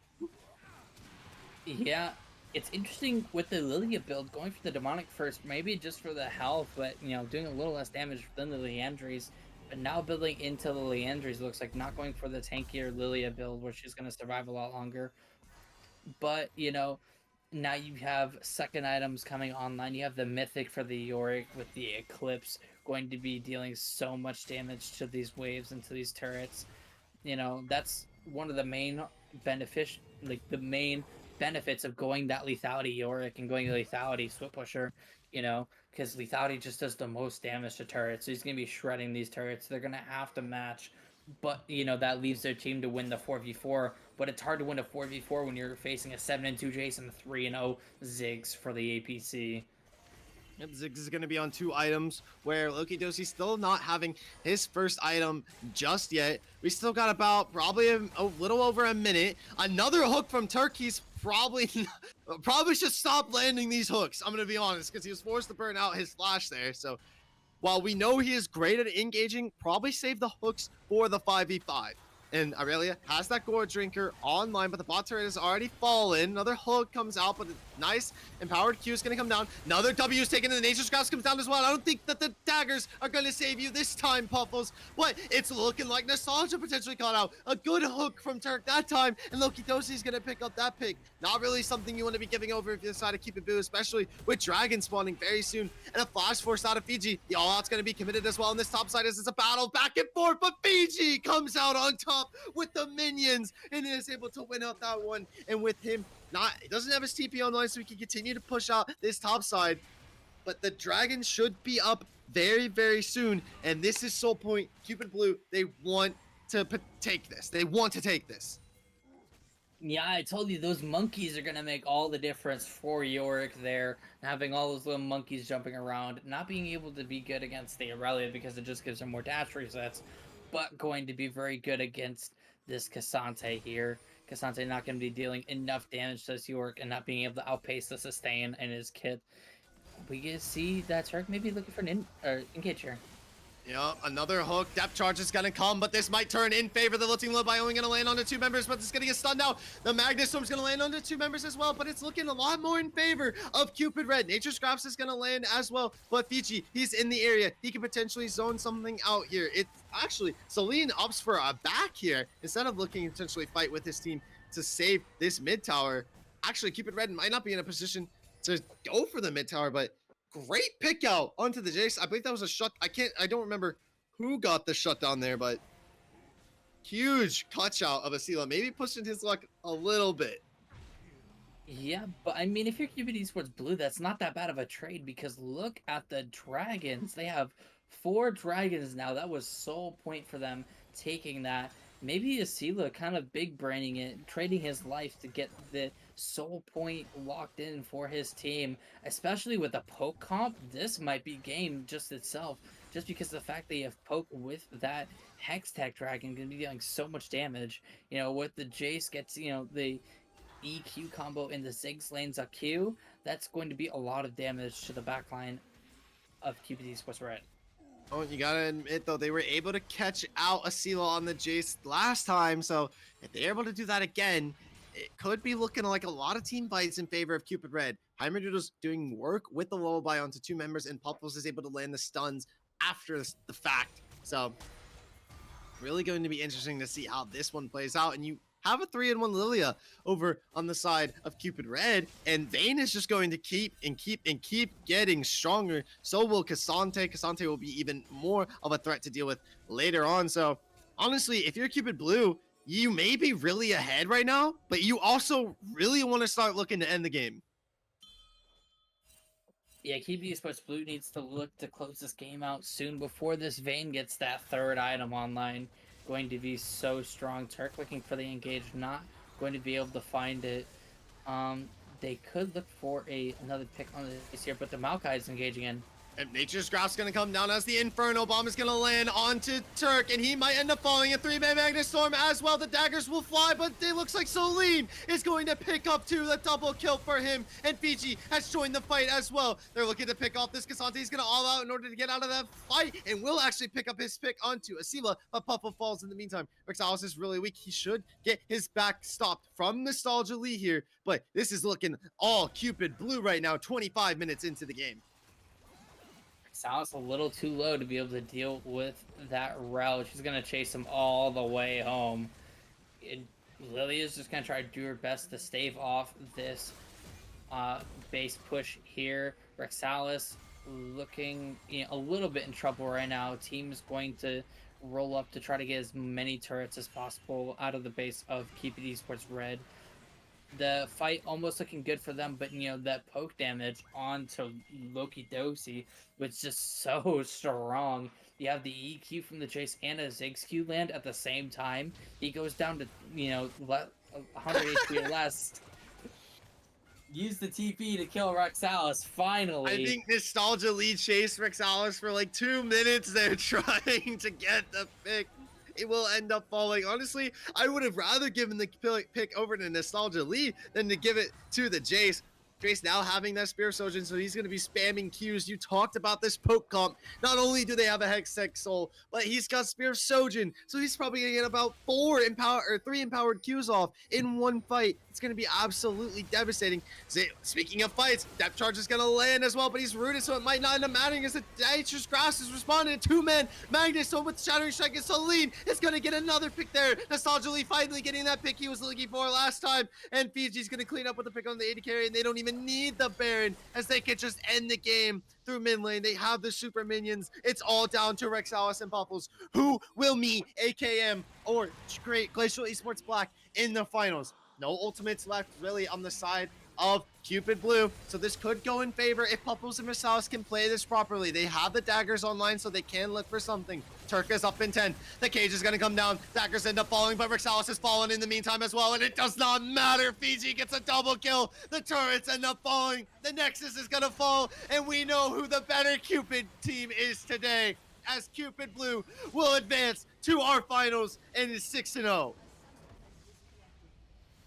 Well, technically 7-0. They ended the season 5-0, winning 2 games, winning the quarterfinals, and now their semifinals looking so strong here. Very, very good game 3. They had that, blue side plot armor there, blue side on Cupid Blue, the just maths out right now, coming back super strong for that game 3, having a little bit more of a conventional team comp, having that poke comp with the Yorick. every single lane won, I mean, it just maths out in the end. Cupid Esports Blue moving on to the finals next week So versus I'm gonna with cut you off. It's Glacial on. Esports. Glacial Esports has won their match 2-1 versus AKM. So we have the battle of the gods essentially. Our two undefeated teams will be going up against each other. That is going to be absolutely insane. You've got freaking who's the AD carry? You got Silva versus I said his name 1,400 times tonight, and I can't Solienn. remember it. Solienn, yes. Silva versus Solienn. I'm absolutely pumped for that matchup, as we know Silva has got a mad jinx in his pocket. And with what we've seen today, it's looking like Solienn can pull out almost anything. So that's what I'm looking forward to. But very, very tough fought battle. Congrats to, or good, whatever. Congrats, good job to both Cupid teams. You both fought extremely hard. Congrats to Cupid Red on getting to the semifinals. And congrats to Cupid Blues for making it to that finals. You both put up an absolute banger of a match. This is what we wanted out of y'all, and y'all actually respectively delivered. So thank you guys for that, and thank you to everybody else who came out and cheered on both of these teams. We know lots of Cupid fans in the chat, so the Cupid team did win tonight, though. Yeah, hashtag Cupid win, am I right? But yep, that is going to be it for us. Thank you all for watching. Please, like, subscribe, share, follow, follow us on social medias so you can find out when our next games are. But next Thursday, we're going to have our finals game. Shout out to Gooby for their production, and shout out to everybody in the Infinity League, hyping it all up, always showing up, having, consistent good viewings. So, hopefully see you all back next week for the finals. Glacial Esports Black versus Cupid Esports Blue, the battle of the gods, the two undefeated teams in the Infinity League, Group A versus Group B, who's going to come out on top. But yeah, we will see you back here next week. Bye, y'all.